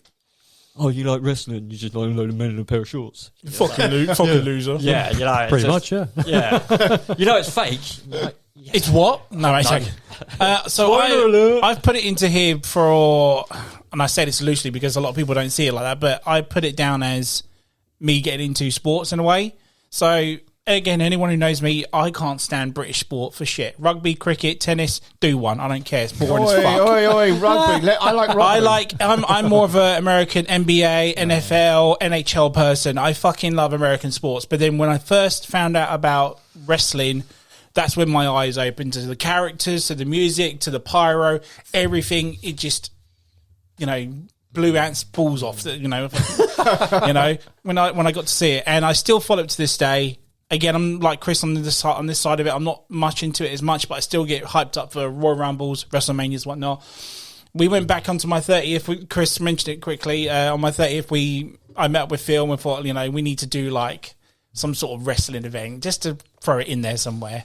So what I would do was we hired a bouncy castle and pretty much made my own brand, which is the AWF. That's right. Yeah. Trademark Incorporated. And yeah, we went to WrestleMania. So we just thought, oh, we'll just muck about with it and we'll film it with some cameras and whatnot. And it was a laugh, the first one. So after that, we went back and rewatched the footage for it and thought, holy shit, now we could actually make a wrestling show out of this. So every 5th of August, which is my birthday, from 30 to 35, there was Ant-Mania 1, Ant-Mania 2, Ant-Mania 3. And we got to Ant-Mania 4, and then we stopped because I think we were just getting too old, basically. We couldn't start throwing people around the bouncy castle and whatnot. So we kind of come to the end of it. And when you say, like, this isn't a sport, this isn't real or not, I'll tell you what, even just bouncing around on the bouncy castle, throwing someone out there, it's fucking exhilarating. It is a massive sport, and it's very, but it's the negative way of people's perception of they think you're just messing around, and it's like, no, there's a lot of time and you have to be timing and skill, a trained athlete to be able to do the things that they do, even if the storylines and the whole rivalries are fake. But you got to look at the injuries. Like, a lot of sports injuries. Yes, you do get strains and stuff, you know, even golf, you get injuries from golf. But in this, there are people that if you do something wrong, you have to be trained. You have to be physically fit. You also have to be fully aware of yourself and your opponent. And you also need to be able to throw someone around. Like, a lot of it is, yes, your opponent's going to help you because they're going to put themselves into that position. But at the same time, they physically got to know how to fall, how to land, how to not. And it still happens to this day. People break their necks. People break their backs. There's always some sort of injury still going on, isn't there, to this day? I mean, the ultimate story to take away from it all is of Owen Hart, obviously. Falling off the rocket. If anybody says it's not real, Savage. well, I mean, that proves that, it is 100% real from that point of view. I mean, Stone Cold broke his neck like 2 or 3 places. You know, the injuries are real, and they're all fucked now. They're all... Like, you look at Jake the Snake, or then their quality of life cross-eyed is Shawn Michaels. Shit. It's really bad. And I don't know what's going on in there, but it's all. I kind of got out of there quick. I was never a wrestling fan, and I remember people saying, "Oh, wrestling is shit. They're all fake." Da, da, da, da. And then you start realizing, well, hang on a minute. I mean, the floor of the ring isn't exactly made of sponge. So it's like you say, you have to know how to throw someone. And, you know, if we got up now and started throwing each other around on the floor, we wouldn't last very long. Mate, I'm getting a stitch thinking about it. I mean, we wouldn't last 5 fucking minutes. I'd sound like an asthmatic after the first 2 seconds. I'd be like that after the first throw, probably. But, you know what I mean? For anyone that says, it's not real, there's an element of reality in there. You have to accept the fact that, like you say, people are getting injured doing it. You know, it's like when actors throw a punch at each other, it looks real on the screen. It's this very similar thing in wrestling to the point where they're not actually physically punching each other in the face. I mean, if they punched each other in the face, the thing would be over really. I was just going to say, it's a spectacle. But at the same time, stop changing my dreams. Yes, but you know what I mean. But they are all trained on how to be thrown and how to fall. And it, you know, and you can't say it's fake. There's so many great documentaries on it as well, and how people put Dark themselves. Side of the Ring's fantastic. Have you ever seen? Have you seen the Jake the Snake one? Yes, Jake the Snake was brilliant. That's Diamond hard Dallas guy, Page is like we can get you there. We can get you there. He We can brings get him you back there. from the edge, doesn't he? Yeah, and Razor Ramon as well. Like Razor Ramon's crippled, and like Diamond Dallas Page managed to bring him back recently. Of course, Razor Ramon has died, but Diamond Dallas Page brings him back, and Diamond Dallas Page to this day is still doing that sort of thing. I mean, from like, DDP Yoga, he's treated so many expats now. I mean, it's absolutely phenomenal the work that he's done with them. But it then shows that the physical toll on their bodies as well. Like Razor Ramon is crippled. Like he has to use 2 crutches to get himself around. Bloody hell. Jake the Snake has an addiction to drugs and alcohol, and just by just kind of from the sport, like the pain that he was in from his injuries. Did you take them for the pain? And then it led to kind of, well, that wasn't working, so then I add alcohol to the mix. Oh, it's working. It helps me sleep. It helps me do this, that, and the other. And then nothing else will work. So you have to keep on it. But then you look at American football guys, and they hit each other at such a rate, and you know later on in life they have the same issues as those wrestlers. You know, they're addicted to drugs. They are crippled in ways that there's a reason why the sportsmen in that kind of contact, like rugby players, American football players, there's a reason why these guys only last a few years. I mean, they joke about because the NFL. you can't keep up that kind of pace for like 20 years, 30 years. They joke about the NFL. They kind of tell all college kids at the stage, you know what NFL stands for? Not for long. Not for long. Yeah. Because that's how long you'll if be. You're on the lucky, pitch you for. might Not get for long. 10. You might get 10 years if you're lucky. You know what I mean? And if you're really good, you're going to make a lot of money in 10 years. It's also why Kurt Russell doesn't run. So every episode this season. I was going to say, I've heard that so many times. So that's literally the reason why it's on it. Everyone has a passion for a certain sport of theirs. This is mine. I will back it to the day I die. So much that I even created my own wrestling brand. So it's got to stay on there. So I think that should go. So good pick with you, Chris, as well. Nice clash. Let's go to number 2s. Number 2. Back to the 80s with Howard. Well, there'll definitely be no clash for this one because I think I'm the only one who ever watched it. My number 2, again, mainly Sunday afternoons on ITV, sat watching this show with my mum because we both, through her, I learnt to love the cop show. All right. And we're talking shows like Inspector Morse or Poirot or Miss Marple. Well, this guy was my favourite cop of all time, and I've already mentioned him several times on previous shows. I know, yeah. I've got it already. Yeah. The only cop with 100% success rate, as far as I can recall, because just one more thing, it's Columbo. Yes. This one is just a happy memory, really. I love the show. I love it. It's brilliant. It's in my top 5 of all time. I love Peter Falk, and his performance is flawless. And virtually every single episode is absolutely amazing. All the way from the 68, 69 pilot, all the way right through to the 2001 finale, which was still great. Peter Falk was growing a little around the gills, but every episode is brilliant. But the point it's on the list is because it's a happy memory of the time that I was able just to sit down with my mum and we would enjoy a TV show like this. Together. And I've used Columbo as the example because it's the only one that really sticks out in my mind.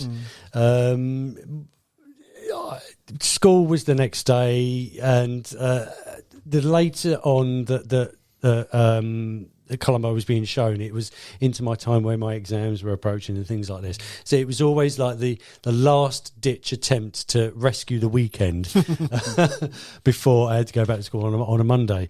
But yeah, Columbo, what a show. I think I've got a fan to my left as well. Yeah, I like Columbo as well. Yeah, but I like how you say specific time, specific date, because we didn't have demand at home at that No, time. no, it was Sunday afternoons, and you pick your You time. either watched it or you missed it. It was like you were saying, like we would go out. So Saturdays, I always remember, like Saturday morning, I didn't care what I did during the morning, as long as I was back for 1 o'clock, because that's when the A-Team was on. Yeah, there you go. As long as I was back for B.A. Baracus and Howling Mad Murdoch, I was on. There was no streaming services in them days, mate. And of an evening, like you'd set your evenings up. So it's like after football club or whatever it was you were doing.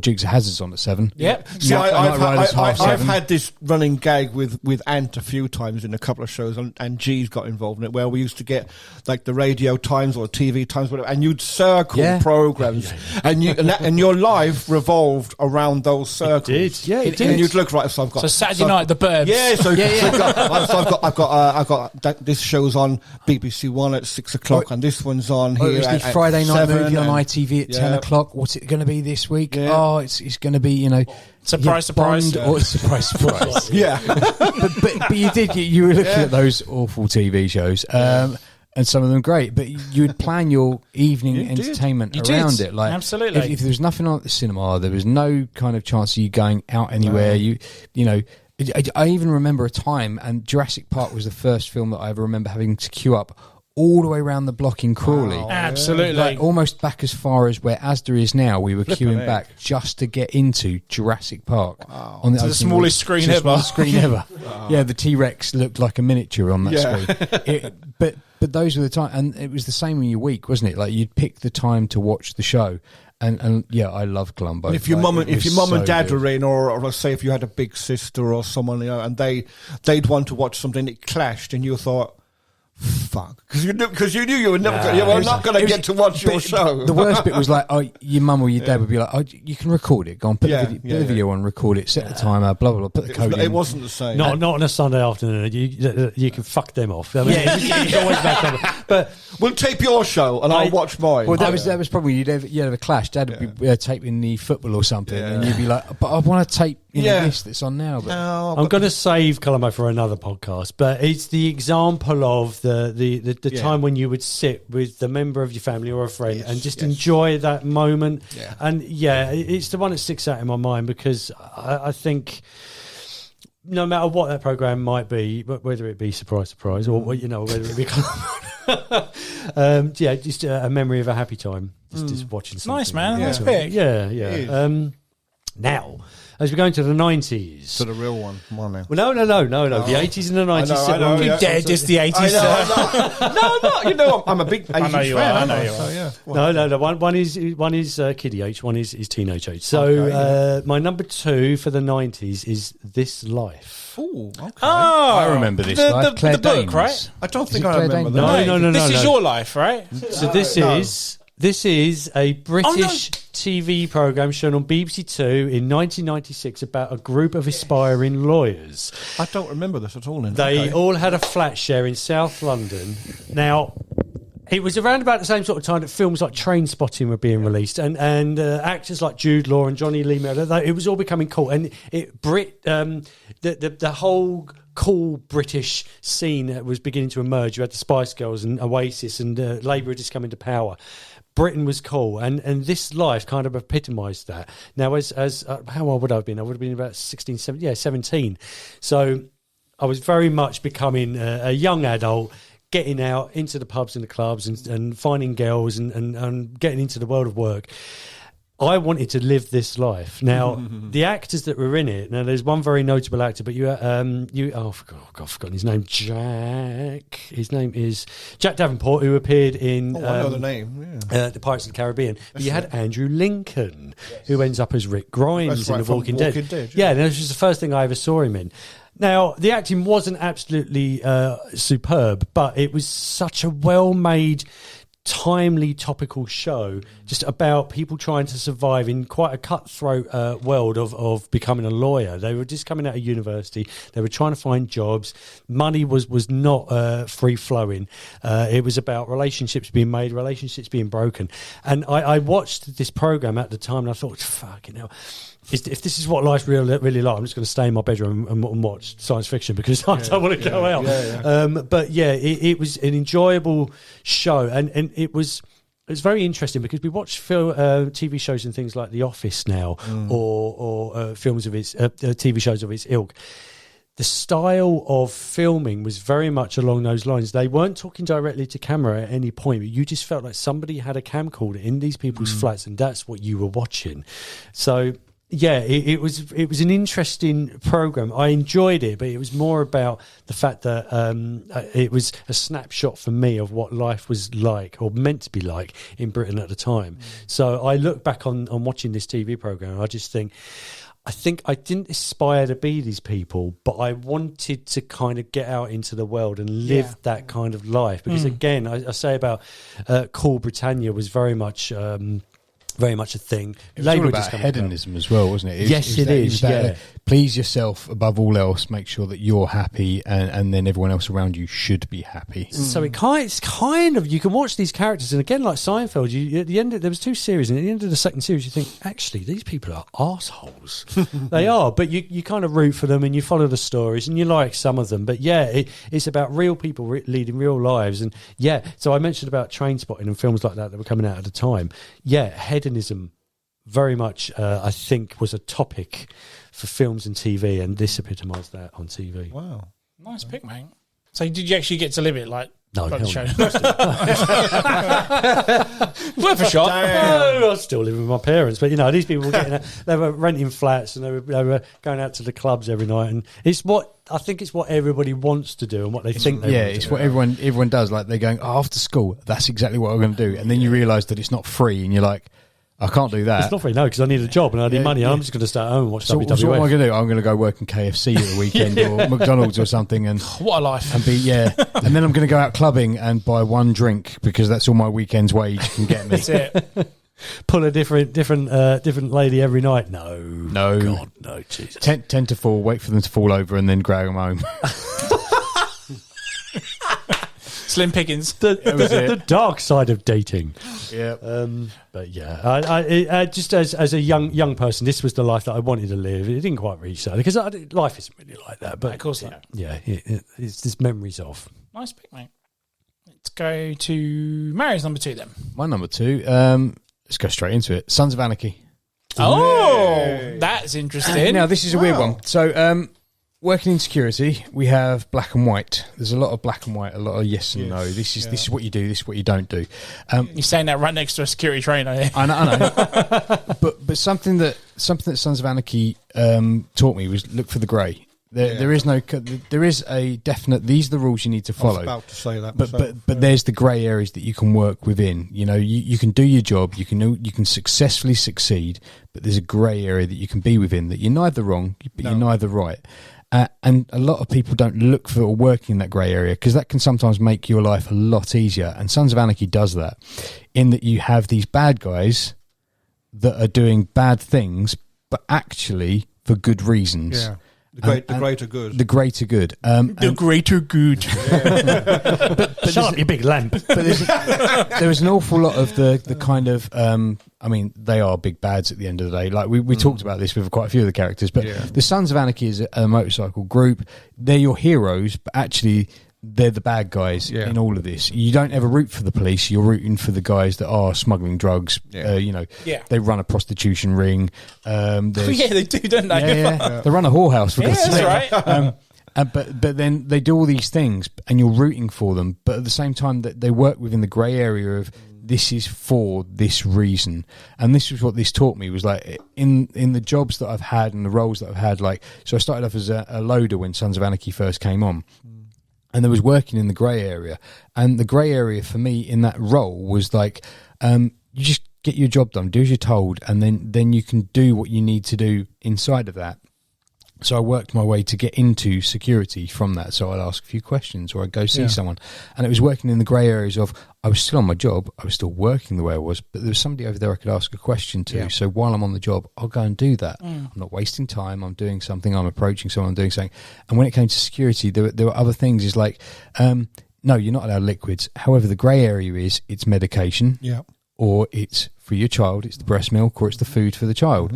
There's your grey area. Yeah. Yes, the yes or no answer is you can't have it. It's a liquid. But the grey area is it's an acceptable liquid. Yes. It's accepted. This is what you're allowed. And that was how it worked for me. It was like, there's your grey area. So if you can work within the grey areas, then you can make people and yourself a lot happier. And that's what Sons of Anarchy did. It gave me that kind of like, yeah, there is a right and there is a wrong, but there's also an area you can work within which actually compromises everyone, and it's still within the rules. There was an element of that where, like I say, if you understand what it is and why they need it, Yes. Then there is a grey area. Then there's, like you say, the grey area comes out, and you're sort of like you're like feeding them the information. It's like it's medication, isn't it? And that, like, it diffused the situation. Yeah, and the later and they may on not as be well. allowed to carry as much of it, but there at least the answer wasn't no, and you can have this amount of it. And later on, there was an aspect of that from a manager point of view, there were people that would come up to me and ask for things, and it'd be like, I don't need to know, I don't want to know, and they would think I was dismissing them. But it's like, if you come back to me on the day that this is a problem, then we can solve it on that day. Because if you tell me now, I'll tell you now it's not acceptable. Yeah. But if you tell me on the day that it's a problem, then we can deal with it and we can get it sorted. So, like, I've got a hospital appointment in 2 weeks' time. Tell me in 2 weeks' time. Exactly, yeah. Because right now, I'm going to say you can't go because whatever reason. And obviously I wouldn't say it for a hospital appointment, but the example is the extreme. But if you come to me on the day and go, look, I need to go to hospital now. Oh, why? Because of this. Okay, fine, go. Like, or you tell me. I told you 2 weeks ago, and you did tell me to come and ask, and you know, time. So you think, yep, that's fine. It's fine. And then you remember. Oh, yes, I do remember. That's the grey area of the rules. Is there is this that is available to you to use? Just don't tell me about it until you need it. Yeah. And that was the grey area to work within. You can always help and diffuse a lot of situations, like you say, John, like by working in the grey area. But it was also the same from like being an STL. Like, don't come to me now with a problem that's going to happen in 3 weeks. Come to me on the day, or even the day before, and we can work something out. Yeah. Because it's workable then. Yeah. You know. There is something within the rules that allows me to help you here. Yeah. It doesn't allow me to help you 2 weeks In ahead of advance. schedule. It allows me to help you in 2 weeks' time. Yeah. So come to me in 2 weeks' time. And that was what Sons of Anarchy did. It told me, like, there is a grey area. You can work within that grey area, and everyone can be happy. Yeah. Even if you are being a bastard. Wow. Yeah. True, though. But yeah, and that's why Sons of Anarchy's in there, because it's that logical thinking. It showed you, like, there is a different way of thinking. You don't have to be... And people don't always think grey. It's always either black or white. And sometimes you need to be in the grey area because it's the right place to be at that moment in time. And if you can kind of explain what the grey area is, then it then becomes either white or it then becomes black. You see, I'm having this problem at work at the moment, and a lot of my lot, they're very much, well, this is how we're meant to do it, and I'm here we fucking go, and it's like the recent floods they had out in Dubai, and it was easier for me. See, a lot of my guys, they will literally just do as we're shown to do, but there's far more to the job, so I found that by being more helpful to the Emirates staff, it made my job more interesting for me. And you're working in the grey. And I'm working in the grey. The job is still getting done because they need to know things like the time the last passenger come off the flight, the time the caterers go on board, the time the cleaning guys go on board, because they are able to work out their times from that. So I was never shown, it was never part of my job to put them times down. I choose to do it because it makes their job easier. It makes my job easier. I have an interest in what they're doing. So this business with all the floods out in Dubai, I basically said to my boss, just leave me on the Emirates for the rest of the week. I can track the flights. I know when they've left Dubai. I know when they're coming in. Because the Gateway cap I found very bad in the sense that it needs someone to input the times, then to tell it when these whereas I use like Flight Radar, and Flight Radar tracks flights from when they leave. And so I just said to my boss, like, just leave me on the evenings. I can come in as and when the flight comes in. I can deal with it. I can liaise with all the staff, get everything done, and it goes. I mean, I was in like 2 o'clock in the morning some days, with the flights, and it just drove me nuts. But I had the interest to do it. So like you say, if I'd have said, no, can't do that because I'm told I've got to do it this way, then my job would have been far more difficult. And it makes everyone else's more difficult. But working in that grey area, so much easier. So there, my number 2, Sons of Anarchy, of all things. I'm very unexpected. I wasn't expecting that, mate. I wasn't. Chris, what's your number 2, sir? It nearly made my list due to my boy's name. It kind of had I was like, but no, I've spoken about it a few times and it just wasn't kind of... But yeah, I'm glad you've spoken about it. It's good. My number 2 is I've gone from no clashes to 2 clashes. I didn't think I was going to get another clash. So we talked about this, but there was no mention about the 2 of the greatest. Other characters, Spud Gun. Young ones. Yeah. No, my favourite is Bottom. Bottom. This is, for me, I was trying to go back to where my humour got a little bit dark or a little bit, kind of grew up a little bit. And I must have been between, I want to say 8 and 12, because I can't remember if I saw it live or I saw later, because I've seen them all, but I can't remember when. Because the reason I liked it, my cousin, we all lived at my nan's house. My nan had a big, massive manor house. She had like a few wings and different flats and but it was all in one big house. And my cousin would be going like, oh, "Have you seen Bottom?" No. You're like, "Oh, you haven't seen Bottom?" You're like, "What's Bottom?" "Oh, you don't know." You're like, "No, you don't know what Bottom is." And this went on for weeks. You know, like the emotional torture. You're like, there is no such thing as a bottom. Like, bottom doesn't exist. Yeah. And then I can show you websites. And then it got to a point where it found out it was a comedy. But like, you read the Radio Times and it was like two down and out scumbags who are bottom of the barrel. Like, I was like, that kind of sounds really despicable. Doesn't sound great. Doesn't sound appealing. No. Because it's been hyping this for ages, and then I believe it used to be on a Thursday. Thursday at 9 o'clock. Thursday, whatever it was too late. It was past Watershed. So like, my nan's like, "You're not watching it, and not for that Burke." Because that was her trademark name. Yeah, Burke. Because she didn't like. She was a bit more like up. She liked more of the funny side of comedy. You know, or was it the guy with the fez, Tommy Cooper? That sort of. She didn't get that sort of side of the comedy. That's the sort of comedy she grew up with, though. So it was a case of, fucking towel on the door. But my nan's house is so like you could hear her like coming down like the big creaky stairs. So you had enough time to get it.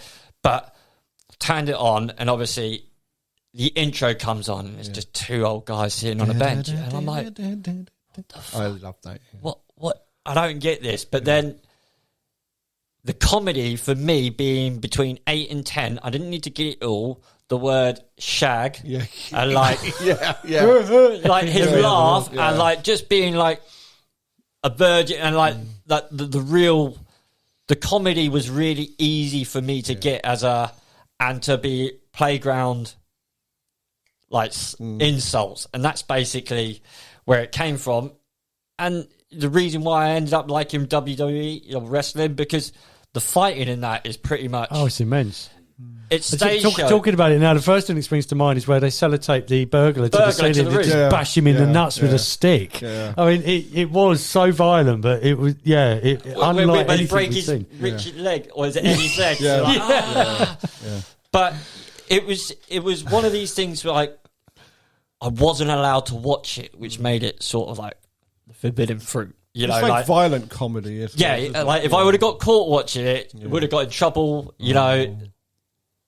Because my nan would like, you follow him, before you know it, you're down the arcade selling drugs. Because that's how you always end up at the arcade selling drugs. To that. Or you could just be down the arcades playing arcade machines. No, because that's where all the ruffians, all the wrongins went to. All the brigands. Yeah, so you weren't allowed to do it. So it was one of those sort of like hidden gems of a comedy, but it shaped my humour of like, not to sell drugs at an arcade. Yeah, not to sell drugs, but the actual, what people perceive as a decent comedy in the mainstream is not, but I found it funny in like stuff like Mighty Boosh like very not the same, but like Change your perspective on comedy. you either think it's the funniest or it's shit. You don't get it. You don't get the, and that's where it took my humour. And I was trying to go back, and it was that, and was it Garth Marenghi's Dark Place? Oh, mate. I love that. Yeah. It's so good. And the other one that I was really was it Crapston Villas? Crapston Villas, about the little plasticine. The plasticine, Yeah. like, Christ but like almighty. you got the two gay guys, and like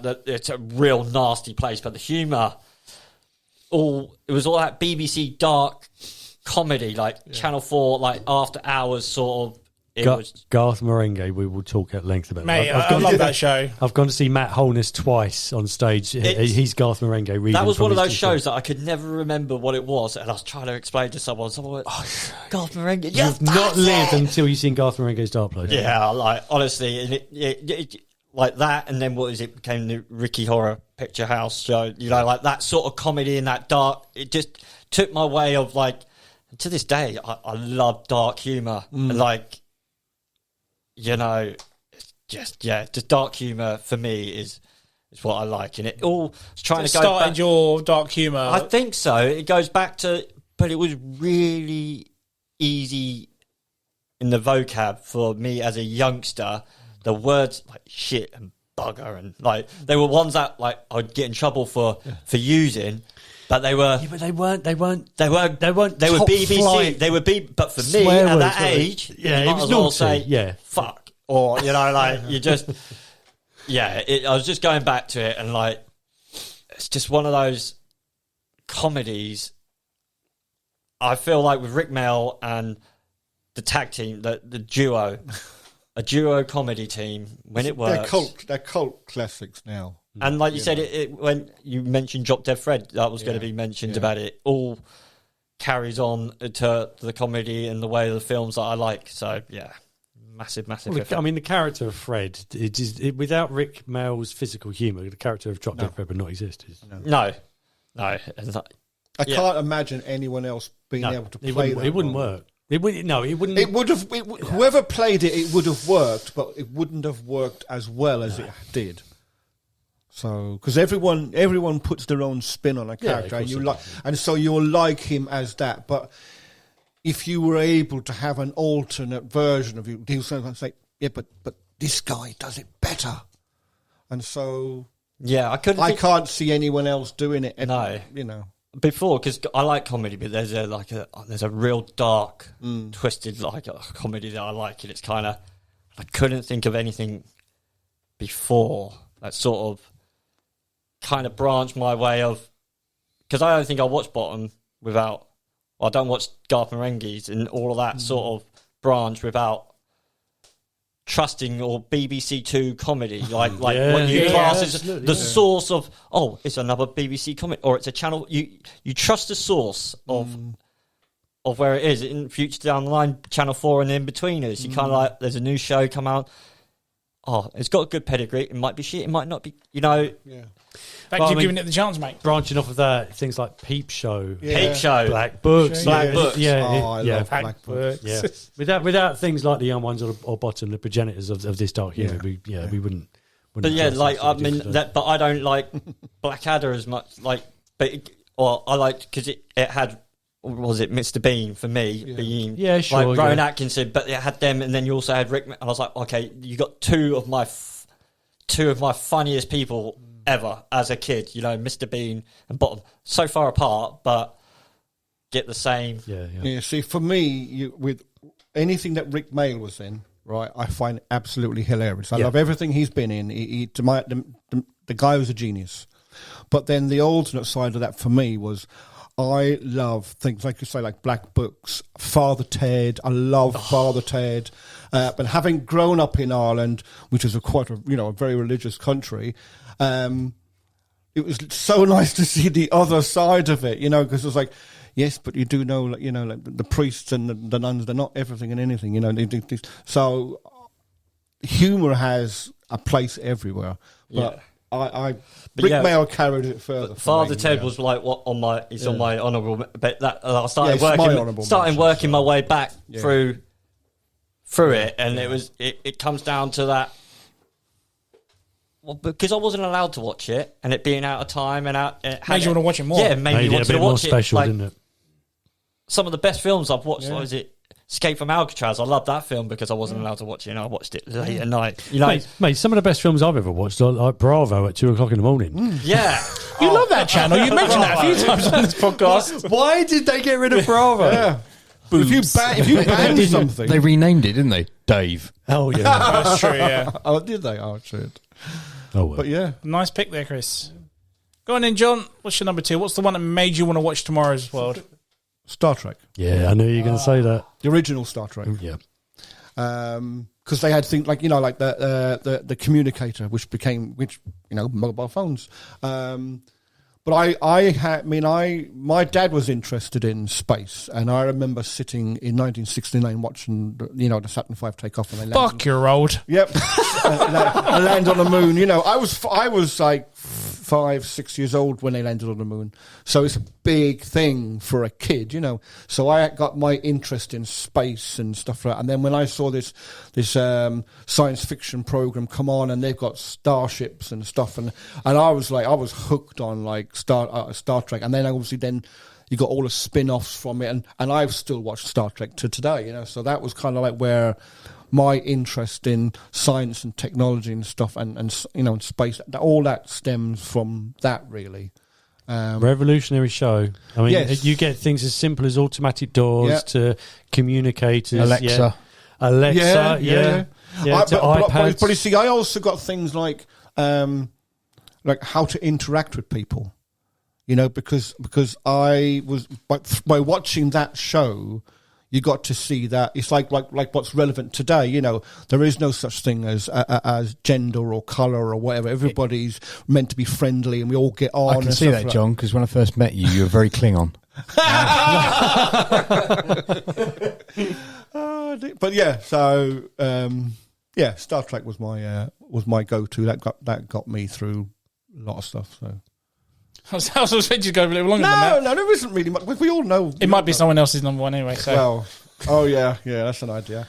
All right, very quickly then. My number 2 kind of influenced me. I picked this because it's influenced me to basically make this podcast. Long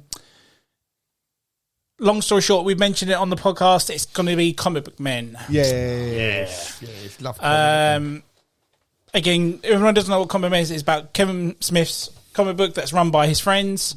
But if you all remember, people who have watched it, it starts off and it is played as a podcast. He always is like us now. He opens it and finishes it every episode. As a podcast, right? Yeah, it goes with what happened this week, guys. Yeah. Exactly. What happened in the shop, and then at the end of it. Is it like don't tell him your name, Steve? Or Sitting something around like this table always reminds me of Comic Book Men. There you go. Yeah. Don't tell him Steve Davies is the one you're thinking. And the thing is that he always starts, hello, welcome to another episode of Comic Book Men, the only show that's such and such, which is where M.T.V.B kicks in. It's like, welcome to a brand new set of M.T.V. It's about movies, TV shows. Yeah. Again, all stems from Comic Book Men. It's not direct copy, but it's influenced me to do this.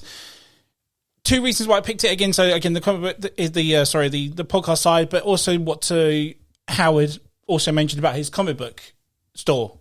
Created it so people can be in a comfortable environment and talk about and do things that they love to do. Whereas this show has 8 seasons now, multiple people have been on the show and have requested to come on the show, like yourselves and stuff, and have come here and enjoyed and liked what they are doing. You guys have stuck around for a whole season for quite a laugh. I thought you'd be gone after a couple of episodes, but It's you're like still... geek therapy. It is, right? It is. Yeah. And people listen to us about it. So it's a kind of a warm feeling that show made me do, I was watching it I think it came out in 2011, but then when, COVID happened, it just gave me that push to go, do you know what, why can't, if Kevin can do it, why can't I do it, Something similar, yeah. Second, sorry, go on, Mary, you're going to say something? Well, no, so it came from me from, he did his podcasts originally, The Secret Stash before, and all that sort of stuff. And then from that, I heard through that they were doing Comic Book Men, and that was what led me to kind of loving that show and everything that he stood for. Anything with Kevin Smith's name attached to it, I will watch. I won't necessarily like it all, but you'll still watch it regardless. You'll still give it a go. 100%. Second side of it is comic knowledge. So I grew up with comics, but my comic knowledge is nowhere to the extent as 2 gentlemen around this table who live and breathe their comics and stuff. So to actually get to know more about stuff that I liked, it's like, I didn't actually know there was an issue of this, or they made an issues of What If and stuff like that, or what comics were rare as well, whatnot. And I kid you not, I'd watched that show. Like I said, I started in 2011. I think 2013, I'd gone to a car boot sale or something, and someone was selling a batch of comics. Now, because of that show, I knew what I was looking through, Right. and I stumbled across Amazing Spider-Man 121, which again is very, very Unheard of. Exactly. Yeah, I think I paid a tenner for it. Whatnot. It's in pristine condition, and I've got it upstairs just collecting dust so it can be worth even more. But if I hadn't watched that show, I'd be none the wiser that comic would be worth something later on in life. Who knows? But yeah, that's why I think Comic Book Men has to go in here, because there is no M.T.V.B. without Comic Book Men. So that's why I'm putting it as my number 2. Such a great show as well. It's a great show. If no one's watched it, and you love your comics and movies and whatnot, please give it a go. I was never into comics as well as you guys were, but I always remember reading things like Warlord and 2000 AD and stuff like that. So they were my comics, and that was what I was into. The sci-fi 2000 AD. I started with stuff like the Dandy. The same. The Dandy Eagle Beano, was out. And Eagle, yeah. Read that. Dan Dare and all that. Dan Dare, yeah. Problem I found, though, I don't know if you ever had it, was the only comic book shops we had around here were really, before you, were the people in Brighton. And down the lanes. Dave's Comics. They would expect me to be as knowledgeable as them. I go in there, try and get... I'm trying... They did not want to help a starter or a newbie to the point of... See, I had vice versa, because we had Word's End here. Did you? And he got me into X-Men and stuff. He knew straight away I had no clue what I was looking for, or how I had to collect certain issues to continue the story. I and ended up stuff like buying that. a load of ones, and he ended up sending me trying to go down the Morbius route. I've got a Morbius comic, which just...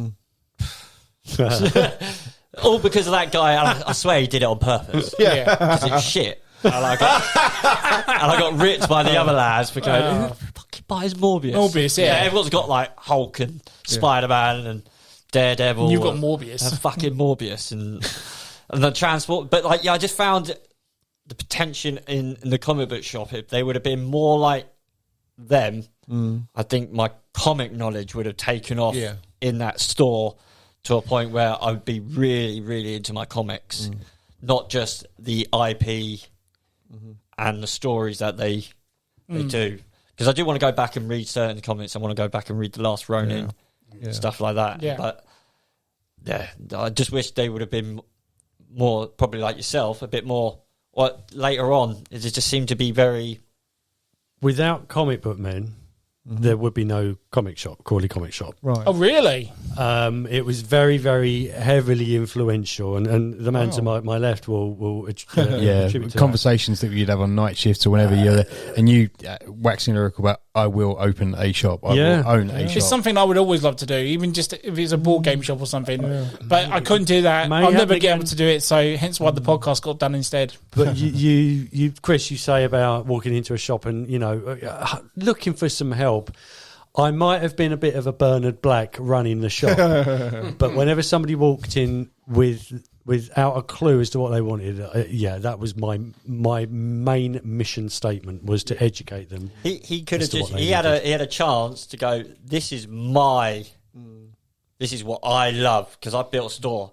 Let me push this onto you, and you are going to love this from now on.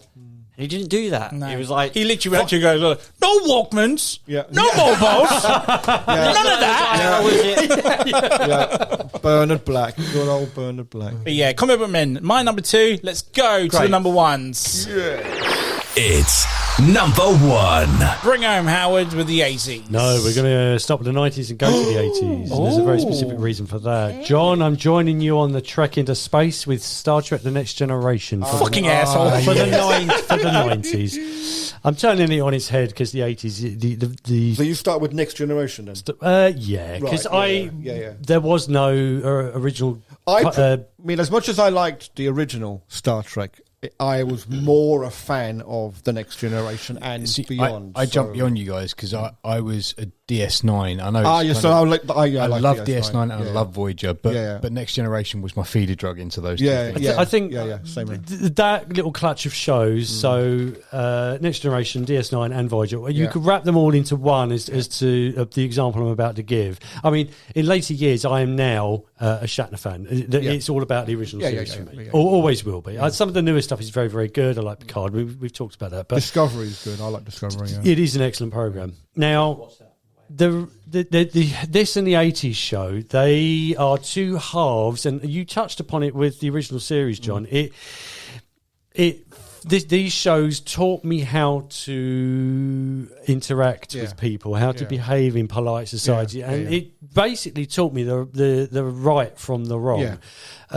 Started at Next Generation, because there was no original series on TV when we were all younger men, so it was all about this program. So it was very much a moralistic tale about this group of friends, as they were, shooting off into space and just basically being bloody nice to everybody. I mean, and everyone else trying to kill them. And everybody else trying to kill them. It's just like real life. And I just think that looking back, shows like that were very entertaining. They were brilliantly made. It was all about science fiction. Blah, blah, blah, blah. But when you walked away at the end of each episode, you did... each week, step by step, and the Games Master Wayne always talks about piecemeal learning when it comes to games like Mario and things like that. This was piecemeal learning for me. It was teaching me how to be an adult in what should be an ideal world. So we look at the world where everybody should be accepted for what they are. Everybody should live side by side. There should be no war. It was 100% social interaction. It was. Yeah, it was almost like a social experiment. Yes. And every episode had, like the early cartoons that were trying to sell toys of the 80s, a moral at the end of every episode. And he would spread out in the captain's log that he would say, we've learnt this and we've done this. And I mean, like He-Man, He-Man did exactly the same thing. At the very end of the episode, He-Man or one of his friends would go, and this is the moral of the tale, kids. And some of them are really, really bloody sad. And then he'd get off with his jet sled and off he'd go. I'll see you next week. But it was very much the same as Star Trek. So... pick your captain. At the end of each episode, they would say, and this is what we've learnt today, kids. But it wasn't just about a science fiction story. It was trying to tell a pertinent tale about the way that we live our lives today. And I think this, and I'm about to go into the 80s show, made me very much who I am today. Nobody's perfect. I'm not perfect. But I'd like to think that I try to lead my life as best as I can. And it's because of shows like this. So if we go to the 1980s, this program, and I think if you cut me straight down the middle and drop me into sections, every single bit of it will say Doctor Who. Yeah. Everything I have learned from Doctor Who. Yeah. So whether it's history, whether it's shonky science, whether it's just about being nice to people, the rights and the wrongs. I like to think that I'm a bit of an Indiana Jones. I'm not. I'm a doctor. I'm a doctor through and through because in later years, in the 50th anniversary special, you finally found out what the Doctor's creed was, what his mantra, what he or she's way of living was, and it was basically be nice to everybody, don't be a coward. You need to stand up for what you believe in. Otherwise, the dark things in this universe are gonna overtake. Yeah, and it was basically about landing on a planet, learning the culture, learning how to understand other ways of life, other points of view. Star Trek and Doctor Who sit alongside each other for different reasons. I mean, Star Trek was very much about this purist society. Exploration about what we attain to. I think Doctor Who was very much about what was in the moment. Yeah. So whether it's somebody from another country, whether it's somebody from another city, whether it's somebody from another culture or religion, these are the shows that kind of gave me the understanding of that everybody is different, that there are other things out there and that we should learn to accept them and live alongside them. And that's all I'm going to say, really, because I've talked about it. Wow, man.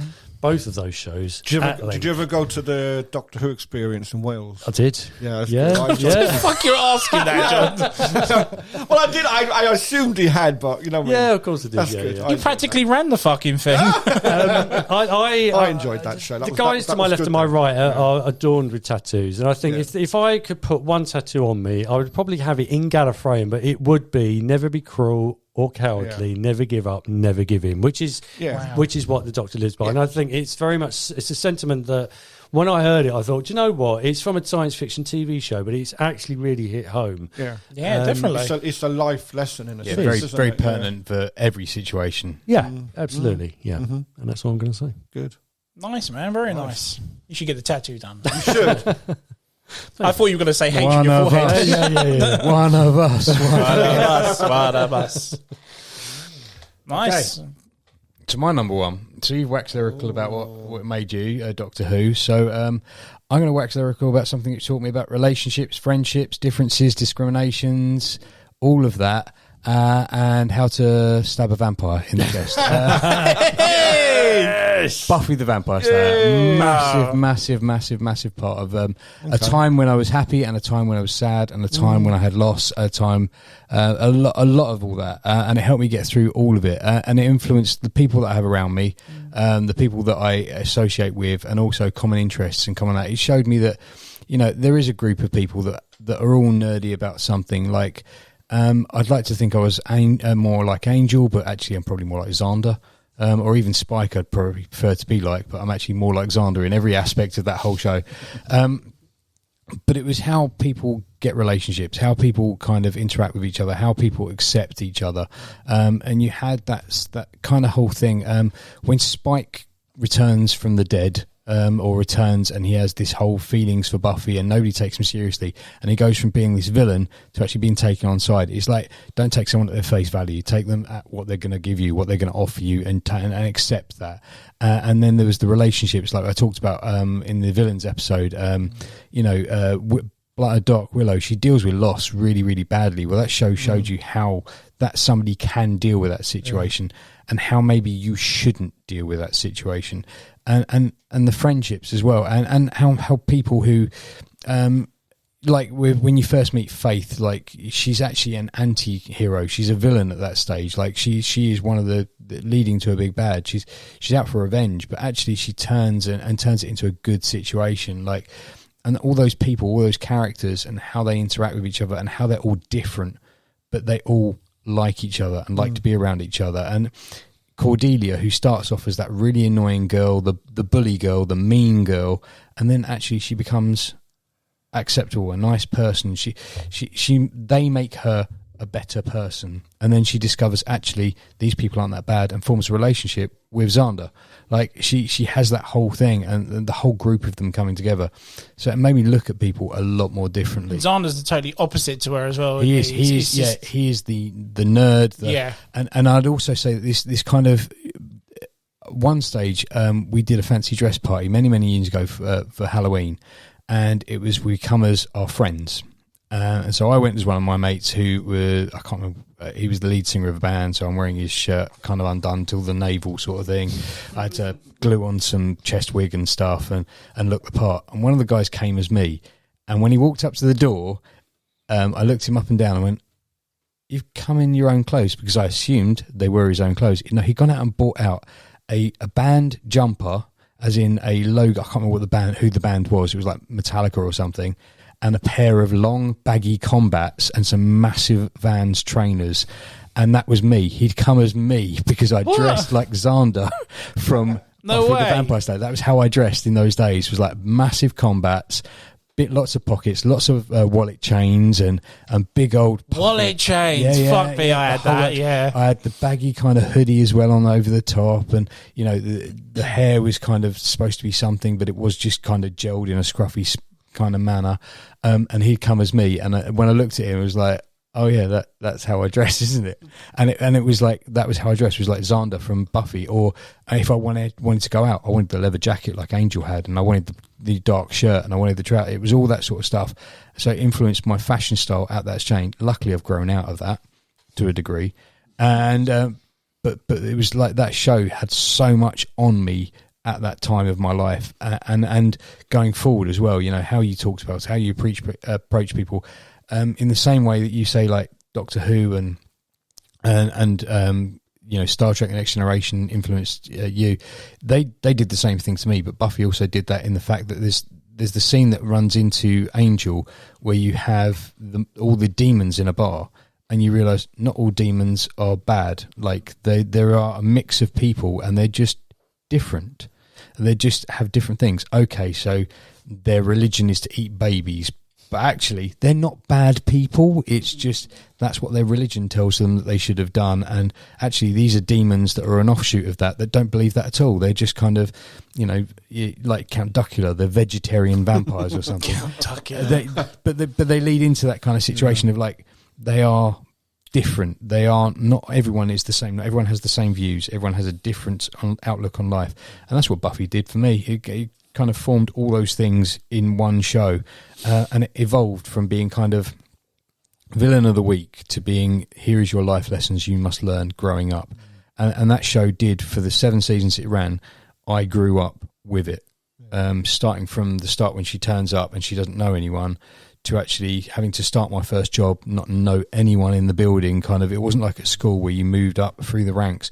This was the first time I had to go into an office and actually make grown-up friends, you know, not kind of poke someone in the playground and say, do you want to play it?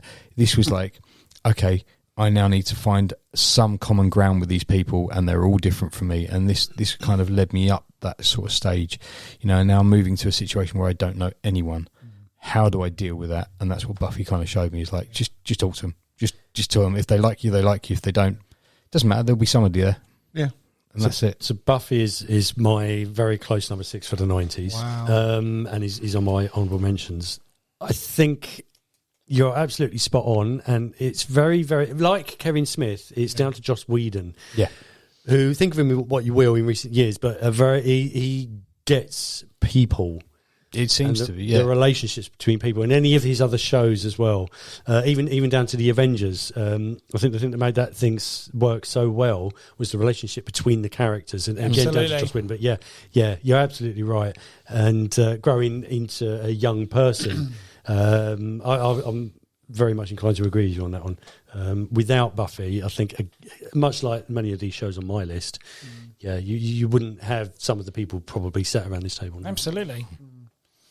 Yeah. Nice pick, mate. I mean, a lot of people just see it as vampire killing every episode, but you found something way deeper than that. That was in the background. Yeah. We talked on another one about the natural disasters. The natural disaster sits in the background, same as the vampire killing and the monsters and the demonology and all that. It's about the people. It's how you sell the show. Like at the time, I think Blade and everything and all that had come out, and everyone was all about vampires, you know. And then it was that kind of culture. And then I think Buffy just kind of came along. It's like, oh yeah, it's a cheerleader who kills vampires. Oh yeah, we'll buy that. And then it changed from a cheerleader that kills vampires to a cheerleader that is actually going to change the world in similar ways to what Heroes Season 1 is. This entire arc is like, this one girl makes an entire difference to an entire school, but then the world in the whole, she saves everyone and everything. Obviously it spun off Angel, which I didn't enjoy as much, but then there were aspects of Angel that I really liked. I love the character Doyle in Angel. He was one of my favourite characters. Unfortunately, the actor, after series 1, they didn't renew him and he committed suicide.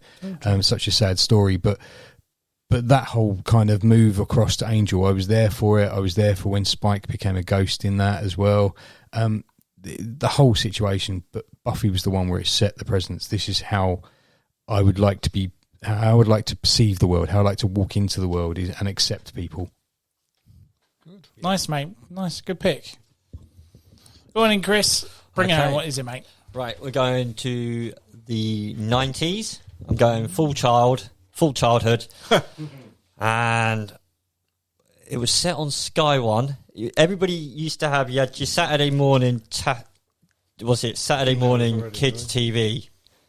But like, it was all about the week for me. And this was on Sky One, early mornings in the afternoon, and it was a puppet, and he used to wear a leather jacket, and it was called the DJ Cat Show. Oh my God, DJ Cat. DJ Cat, for me, I didn't know it. So, yeah. it was basically... So that show, not the actual shows that were on DJ Cat Show. Yeah, but because it branched, because I got up for that show, it launched all of these cartoons and everything that we've spoken for and everything that I love to this day, because I'm still a massive nerd for Transformers, Thundercats, Mask.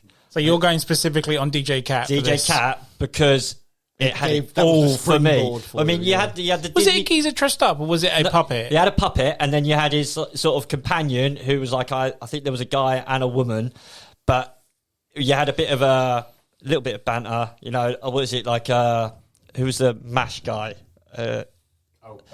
Bodger and Badger. That sort of like, you know, he was classed as a cool cat, and he used to like go through his rubbish, making his meals and stuff, and then it just introduced you, but it just be like, well, it introduced me to the Teenage Mutant Ninja Turtles. I remember the first time.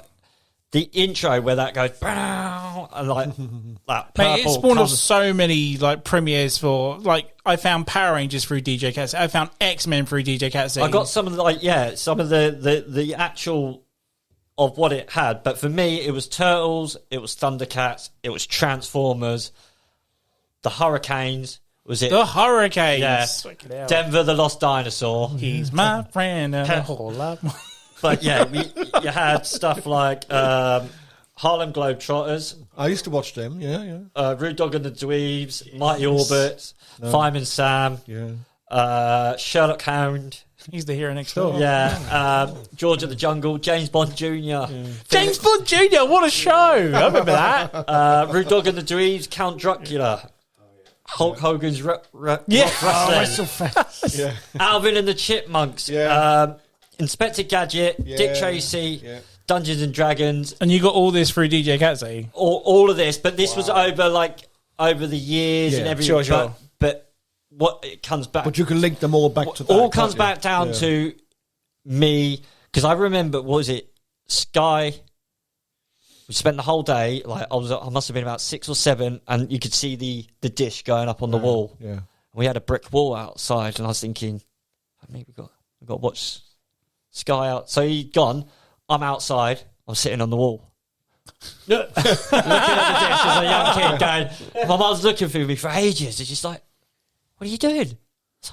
Waiting for it to come on. It's like, no, it's on the telly. You're like, being a 6-year-old. And I always remember this to this day. She came in and we sat down and I watched the film for the first time, which was Flight of the Navigator. Nice. So come in. What a movie. Come in. We've watched that. Soundtrack, that is banging. Yeah. It's a banging soundtrack. And it wasn't long after that, because it was always a case of, I used to get up early and either play with like the toys or go down and put your video on. I went downstairs and you messed around with the little card. The Sky card. Oh, yeah, I remember but that's how, like, that, your mum used to take it if you were naughty. The card was gone. and you just got left with that barcode scatter. I remember. But yeah, it was coming down, and just the love of the merchandise and the toys, and it all... Because it all comes back, because I don't like this podcast, really, if I'm not a massive nerd... Still marking out to this day about Transformers and Thundercats, and everything about it just comes back to... I mean, I could have gone to the Disney show, or like, you know, what we had on the Disney ITV. Channel. The Disney Club used to be Sunday mornings. Sunday mornings. But this one was Monday to Friday, and then later down on the weekend. Morning and afternoon, wasn't it? Yeah, so I used to either get up... Used to watch the first half of Turtles, and then you had to leave about get ready to go to school, and then you had to get back for home because you could never watch the first half, because the first half of Turtles was like 3:30, and you finished school at 3:30, so you had to get back. You had to watch like both halves. That's it. Like with a 7-hour wait advert. But yeah, it was just for my love of. Because the actual show wasn't great. Like it wasn't. He was just a presenter. That's all he was. All he did was like, so now you're going to watch Mask, you're going to watch Transformers, and it was just banger after banger after banger after banger after banger, and it just made me love being a nerd, and just because to this day I'd still love those shows. I went back and I spent so much money on like the back catalogue of Mask, and like, Yeah, tell me about it. I can't even, don't even want to say how much I paid for the Thundercats the movie on VHS. Yeah, so it was like, but it all comes back to this. What it did was just introduce me to loads of shows fast, because it was like Sky. You know, when you get Sky, you're like, where have I been? How have I been living on like 1, 2, 3, and 4? Whole new world, wasn't it? Whole new world, and the excitement of hearing those theme tunes, like the amount. And the thing is, they were always out on Sky before terrestrial television. So when it came out on television, you'd be like, I'd seen this. Saw that I know this 6 months ago. episode. Yeah, you know, What's a rerun? It's brand new. yeah, but just like, but it was so new. Like the first episode that I watched was like the Turtles, you know, where they became Turtles. Sure, so it's yeah. like you kind of got to see the first sort of run when it launched. But then you don't realise that there was probably only about 8 episodes.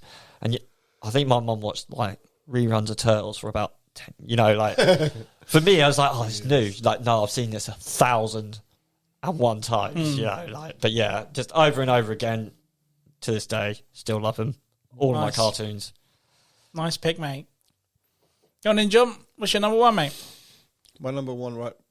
As I was growing up, my... Don't make me press it again. Go Go on. then. No. Well, you know me. I love my music. Oh, yes. So my number one is Top of the Pops. Oh, wow. Good point. That's what I grew up with. You Good know, pick. it's The Jimmy like- Savile days, right? He was Yes. on it. He was on it, yes. See, the Top of the Pops to me was your Buffy.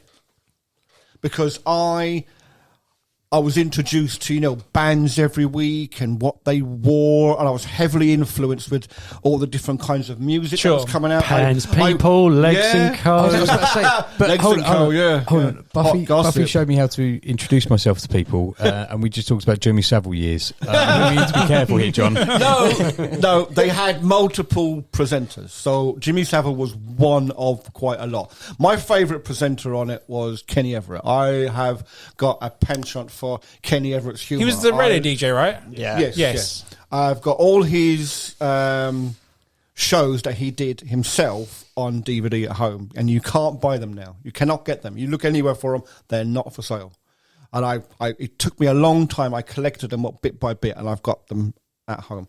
But I would dress like some of the bands. I'd wear, like I was telling you before, but I had my hair like Lemal, you know, blonde with the black bit. I need to see photos I of this. haven't got There's them. got to be They're something on around. You know, I used to Had dress. your hair like flock of seagulls? Yeah, I did. I became a new romantic, and I used to wear. You were saying about the biker chains. I used to have the big baggy trousers and the Yes. chains down here. I Yeah. was very into Duran Duran and stuff like that. You know, I went through all those phases, and they stuck with me to today. I can't go anywhere. If an 80s tune comes on, that's it. I've got to stop and listen. I've got to listen to this. I've probably heard it a million times, but hey, it doesn't matter. It's an 80s tune, man. You know.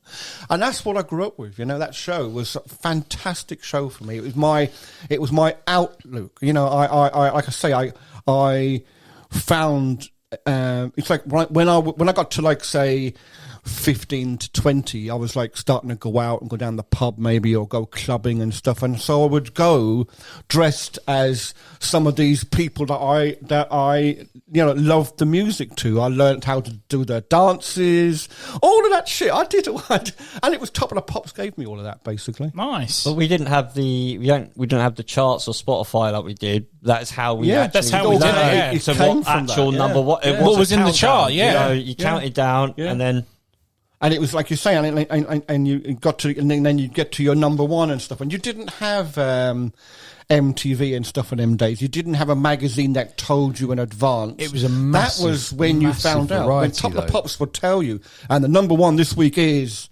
and it's whatever it was. And you're But like, it was, shit. but it was a massive variety as well. It's like unlike MTV. MTV Yeah. stuck to what was fashionable. Yeah. As we're Top of the Pops was Yeah. what was actually being bought. They'd have several bands on. Yeah, you have 4 or And 5 then live tracks, and then maybe different maybe two different videos, genres yeah, of two music. videos. I remember being in the living room at home, and my mum loved Nothing Compares to You. Yeah. Because that was the number one, and it'd been the number one for Sinead O'Connor. Yeah. And it'd been there for a long time. And I just remember being like, I'm so fed up of this song. Like, I'm so bored of this song. But it was played non-stop. But what I loved was Def Leppard had just released an album, and Def Leppard came on, and I was like so thankful for the break. Yes. And then a couple of months later, Iron Maiden released an and they were on it, yeah. and it was in between like all these dance kind of, or what I class as dance numbers, and then all these kind of pop numbers, you know, Too Unlimited and all that sort of stuff. They were all playing, and then you'd randomly have like Iron Maiden or you know. Nickelback, Ace of Base. Nickelback, all these bands would just suddenly come on and they'd play one song. Yeah. I remember, I don't know if anyone remembers it, but like Nirvana did Top of the Pops. Yeah. And it Did was, they? It was one of the worst performances Oh, God. Kurt Cobain had ever done, and it was because it's all live. And Yeah, it's true. That was the thing, it was live. He refused to do a Lip sync. recorded set, a lip sync set. And so he played live, but he was so fucking far gone and so fed up with Smells Like Teen Spirit because he was like, we've got more songs than this. Yeah. Everyone keeps asking for that regularly. It was the shittest song he'd ever done. And there were so many pivotal moments on that show, like so many. Like, I always wanted to be on it. I wanted to be in the crowd. I wanted to be there in front of that stage. And they obviously, they have multiple stages, so you'd have different bands depending on how big the band was, you know. And the nearest I got to it was Gary Glitter. No, although I did meet him. That's another story. Don't admit that. I'll tell you in a minute. Get away. I'm trying to think of the name of the show. Was it Chris Evans' show? Was it Thank Fuck It's Friday? Yeah, or Thank yeah, TGI Friday. TFI Friday. Yeah, and that's what it's doing. Thank Fuck It's Friday. Yeah. Sort of. But I went on that show, and that was the nearest I got to a Top of the Pops environment. So I met Julian Lennon, I met Whoopi Goldberg, I met Ruud Gullit, the footballer.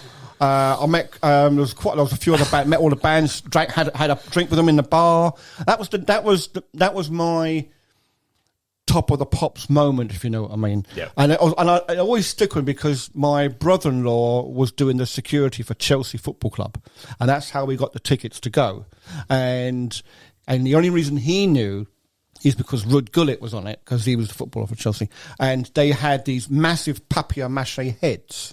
I don't know if any of you. And they wanted to borrow them, a couple of them, to have on the show. And of course my brother-in-law had like the final say, and he basically said, well, we'll lend you a couple of them, you've got to look after them, but I want some tickets for the show. So they said, oh, here's 4 tickets for the show.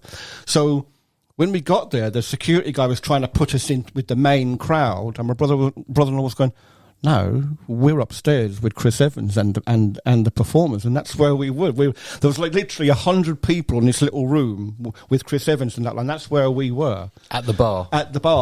And it was fucking amazing, and it was like, I always wanted to be on Top of the Pops, but that was the nearest I could get to it sort of thing, and it was a fucking amazing evening. Really, really enjoyed it. I'd love to go back and do it all again. It's a shame that there's not a show like Top of the Pops anymore. No. Like, because you could showcase your talent as well. Like, there's so much you can come on. You could show how you played, or how you sang. Yeah. The amount of artists. Because you listen to a lot of the tracks, like you say, either on the radio or on a tape, and then eventually went into CDs and stuff like that. But there's, being able to visualize the band and actually be there and see them, you'd have to go to like big concerts and stuff, which I did eventually end up doing in big concerts as well. But that show basically started my interest in music, and now I'm not like, oh, I only like a certain type of music. I do love my 80s, but for me, it's the tune. So I have no interest in who's singing it, who the band is, what the genre of music is. If a song comes on and I like it, I like it. I like it. I like it.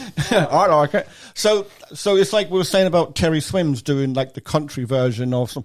I mean, it's one thing to hear the original, but then to hear someone else do it and it's just as good, but maybe slower or faster or whatever, So that's why Top of the Pops is my number one. It made me amazing to me, pick, mate. That really made me who I am today because I am so into my music. I would never have thought. Things. I would never have thought of that. I was thought you were going to pick someone like Mash or something like that. No, because I mean, I was like, within my five, I have most of the genres that I like. You know, I've got a bit of sci-fi in there. I've got the humor in there and stuff like that. But I can't go anywhere in the car without listening to music. Yeah. You know, and if I'm sitting at home and I'm just bored of watching something on television, I will stick on Spotify and I'll just... And listen to M.T.V.B. Good man. I do that as well. I do that as well, yeah. But yeah, so music is a huge part of my life now. Nice, mate. And it's funny to the point where my daughter is 20 in a couple of weeks, and I don't know if have you ever seen that little snippet, little short where the guy's listening to a song on the radio. Is that bit where the singer goes, who the hell was it? Was it not Ed Sheeran? It's someone like that anyway. And the part of it is when I got fucking high, and the guy's listening to the radio, and he realizes this is what's next. So that's James Blunt. You see James Blunt, fucking yeah. So he quickly mutes the button, and the kid is in the back. She's like 7 or 8, and she's in perfect tune. She goes, fucking high, and then look at the dad's face. Well, me and my daughter are like that, and she will reel off all these like. Midnight songs and stuff. All the music that I listen to on my spot. She's grown the last 10 years, especially. That's all she's listened to in the car. It's all my music. We had that with the girls recently because we started listening to Pink to try and get the girls to kind of listen to some more varied kind of music. So the song is "Leave Me Alone, I'm Lonely." Right. I know. And there's a bit in the song where it goes. Leave me the fuck alone. That's it. And we're like, I don't know if we should be listening to that. And then in the back seat, you got, leave me the fuck alone. Yeah, because they've heard that. I need to come home. And it's like, brilliant. Yeah, we're the best parents in the world. Yeah. Amazing. So, I mean, music is, like I say, music's a huge part of my life now. And got me into the Midnight. I like that style of music. I think he must have had an inkling that he said. I think it was like along the lines of, "Here, look, what do you reckon on this song?" And I was like, I like it." He's waiting for me to say it, and it went from there. And we've been to see the Midnight in concert a few times now. FM84 or the whole shebang, mate. We've done all of that. I still have all their music and stuff. So yeah, John, knowing what we know about you, this number one makes perfect sense. Yeah, 100%. It was the only one that comes straight to my head when I was trying to put the list because I've got to put Top of the Pops in there because my music is it's everything for me, sort of thing. It's a brilliant choice, John. Really is a brilliant choice. So right, very quickly then, my number one was mentioned in season 1. So I'm going to go with Chris on this one. I'm going to do what Howard does. I'm going to put 2 into my number one. They're kind of in the same category, what they do. But yeah, I mentioned one of them in season 1, and it's basically both these shows have influenced me to be the gamer, and the video gamer that I am today. So the first one is Bad Influence, that used to be on ITV. I don't know that one. Thursday at 5:30, and then there's also obviously the Games Master. I knew you were going to say Games Master, yes. but yeah, I've not heard of it. Bad Influence was the one. So the first 3 seasons of Games Master, it was all about the video game challenges. That's all it was. It's like 3 challenges within 25 minutes of the show. And Bad Influence was the show that talked about video games, but news, reviews, what was coming out, what was the future of gaming. So was that Violet something or other? There it is, Violet Beauregard and Andrew something whose name was, and they were the guys that had a Mega Drive in front of them and were showing you all the new games and stuff. Right. The Super Nintendos up until the PlayStation 1s and Neo Geos. The reviews for video game movies that were coming out and stuff like that. Just everything you knew was coming out because all you had was magazines back then. There was no internet to give you any info. There was either a magazine or this TV show. And then obviously the Games Master caught wind of what Bad Influence was doing. And after season 3, then started to incorporate reviews, news segments, future of gaming, whatnot. But did that kill off the other one? No, not at all. Oh, okay. But the thing was, is that someone, I don't know if it was Mario or Howard, there is a time and a place where everything stopped to watch these shows. So if I was out riding my bike or if I was having my dinner, whatnot, no. You had to be home by a certain time. 6:30 Wednesday was Games Master. Yeah. 5:30 on a Thursday was Bad Infants. Everything stopped for it. Homework, girlfriends, parents' life, home life, seeing friends, doing whatever. I don't see you in half an hour. Exactly. It's like, no, stop. This is happening and watch it, because you couldn't record it. You couldn't miss it, because if you did, there was no repeat. There was no demand to go back to it. Yeah. But I lived and breathed these shows, and makes me to be the guy who has arcade machines in our studio, who has every single console behind me. Not to get used, but they're all there. It just, I have a passion for this subject every time, every day. And when I watch stuff like the recent Fallout series has got me back into playing a game I haven't played in donkey's years. Fallout 4, Exactly. So I've gone back to that as well.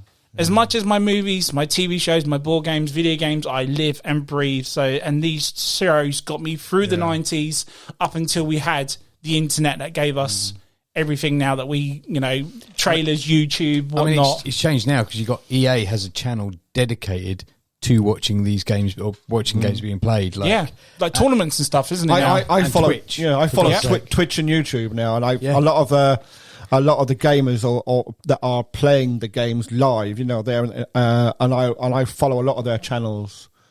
So, like you said, you could pick up the game and go and play it yourself, but there are times when you're just more than happy to just sit there and watch someone else do it, and it's almost as if it is you.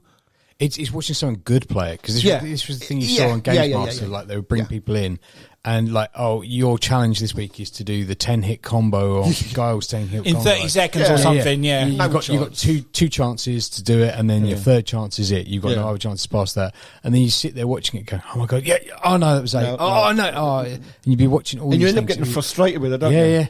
Whereas now you can watch someone do it and you still get enjoyment out of it. The thing is, John, what did we do when we were kids? We would get, and Mario has mentioned this a lot, we would get a computer game and we'd go around somebody's house and we would watch somebody else play a computer game. Yeah, and it'd be like, "Do you want to come around my house? Oh, what have you got? I've got Earthworm Jim. Oh, okay, cool. Let's go watch it." And you go to Mum, "I'm going around Ben's." "Why are you going around Ben's?" Gonna play Earthworm Jim." "Oh, is it a 2-player game?" "Oh, no. Like, we'll do a level each or something." Computer game. Yeah.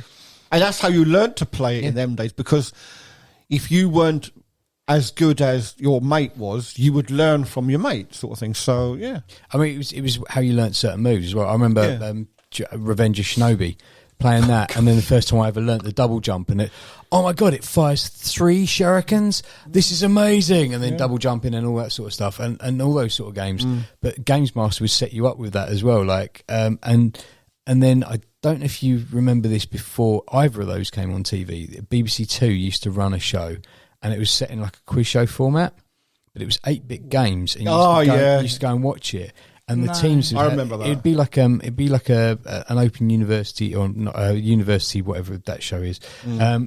A university challenge. It used to be like that. You have 2 teams from 2 schools. That was good. And they'd have 3 kids on either side, and they would be given certain games, and they would have a big couch and a big TV. And then they'd have to get the highest amount of points in those games, and you have like a space. And bear in mind, this is like proper 8-bit gaming. So you'd have track and field, and you'd watch the guys for the first time playing track and field, putting like the jumper over their thumb or something and running it backwards and forwards over this joystick with only like 2 buttons, or you'd have a keyboard and they'd be using a keyboard and hitting the keys as hard as they can. You think things you wouldn't have thought to do. That was it, and it used to come on TV, like BBC Two. It was that Dead Space that we're talking about, like, and then it got replaced by stuff like the Fresh Prince of Bel-Air and whatever else. It used to be like, and it drifted into obscurity. Yeah, and then on came like the Games Master and that revolutionised it, because then you had the challenges, you had the big glowy thing. So Bad Infants was the Tomorrow's World for games. Games Master was the quiz show for games,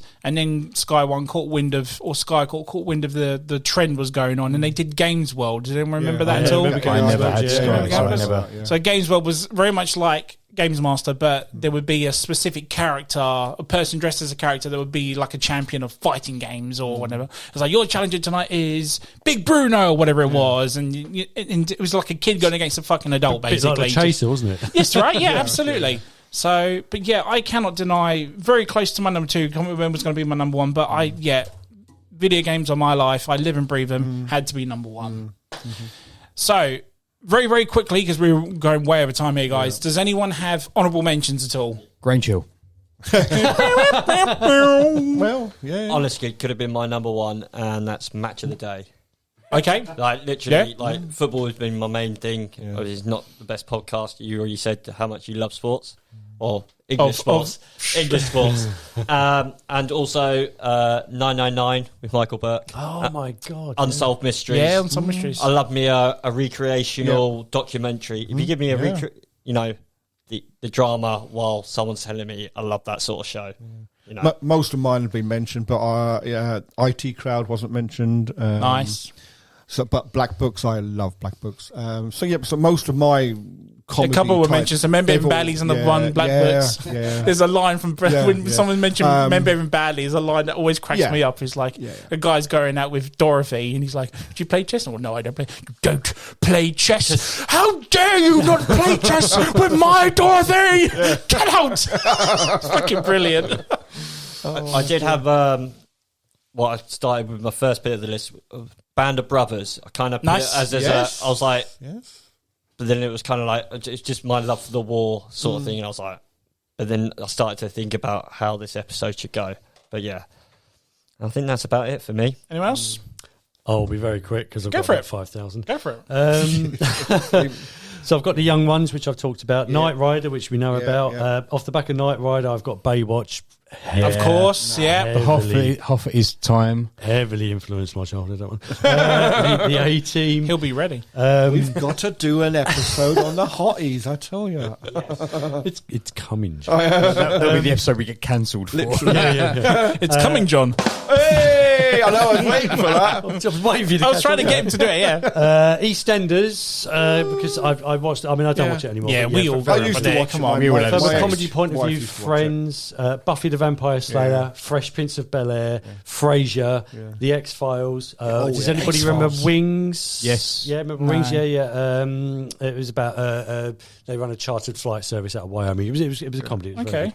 Casualty, because I like of course, medical drama. Airwolf, and on the comedy front, Only Fools and Horses. Of Nice. course, yes. So my extras, believe it or not, Heartbreak High's on here that you mentioned earlier. Is it really? Yeah, it really is. My Two Dads, Transformers Robots in Disguise, so the original 80s cartoon, He-Man, Postman Pat, Centurions, Street Hawk, and Kirsty and Alley. I don't know if you know. I remember that. Yeah. All those sort of things. So a real varied selection Nice. Yeah. John? I've sold No, probably, Chris, yours?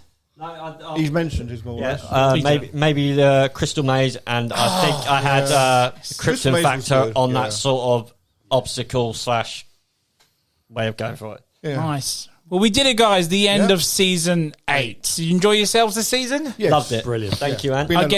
Been Amazing, thank you. Again, I want to thank every one of you for doing this season. No problem. Amazing. I couldn't have done it without you. I actually consider this to be my job now. So I love doing Just sign this piece of paper here. This genuinely is group therapy for me. I don't get to talk about these things at home. So cheaper than therapy, mate. I'll echo what Mario says. Yeah, I mean, my daughter wouldn't understand half the things we're talking about, and other than talking here with you guys, there's no one else really to talk to. So, Or hopefully we can have you back for season 9 later this year then. please. Because we've got some good stuff for season 9 all planned out. A few episodes are from Chris over here with some of his ideas, so look forward to doing those. And we've got the return of Spooktacular Season. Looking forward to that. I look forward to that. We've got some good episodes lined up for that. I'm really looking forward to it. So, but in between that, hopefully we'll do some commentary corners as well. It's been a year since nearly 2 years actually since we've done that. So we need to get back on commentary corner ASAP. But in the meantime, I think we'll just leave it there, guys, and say goodbye from us from season 8. Thank you. If you like what you listen to, follow us on Facebook at the M.T.V.B Podcast, or on Instagram at M.T.V.B Podcast, or on TikTok at M.T.V.B Podcast 197. I be the Ant-Man, followed by H, the man with 2 lists. And it's me, Mario. And it's me, Chris. Thank you.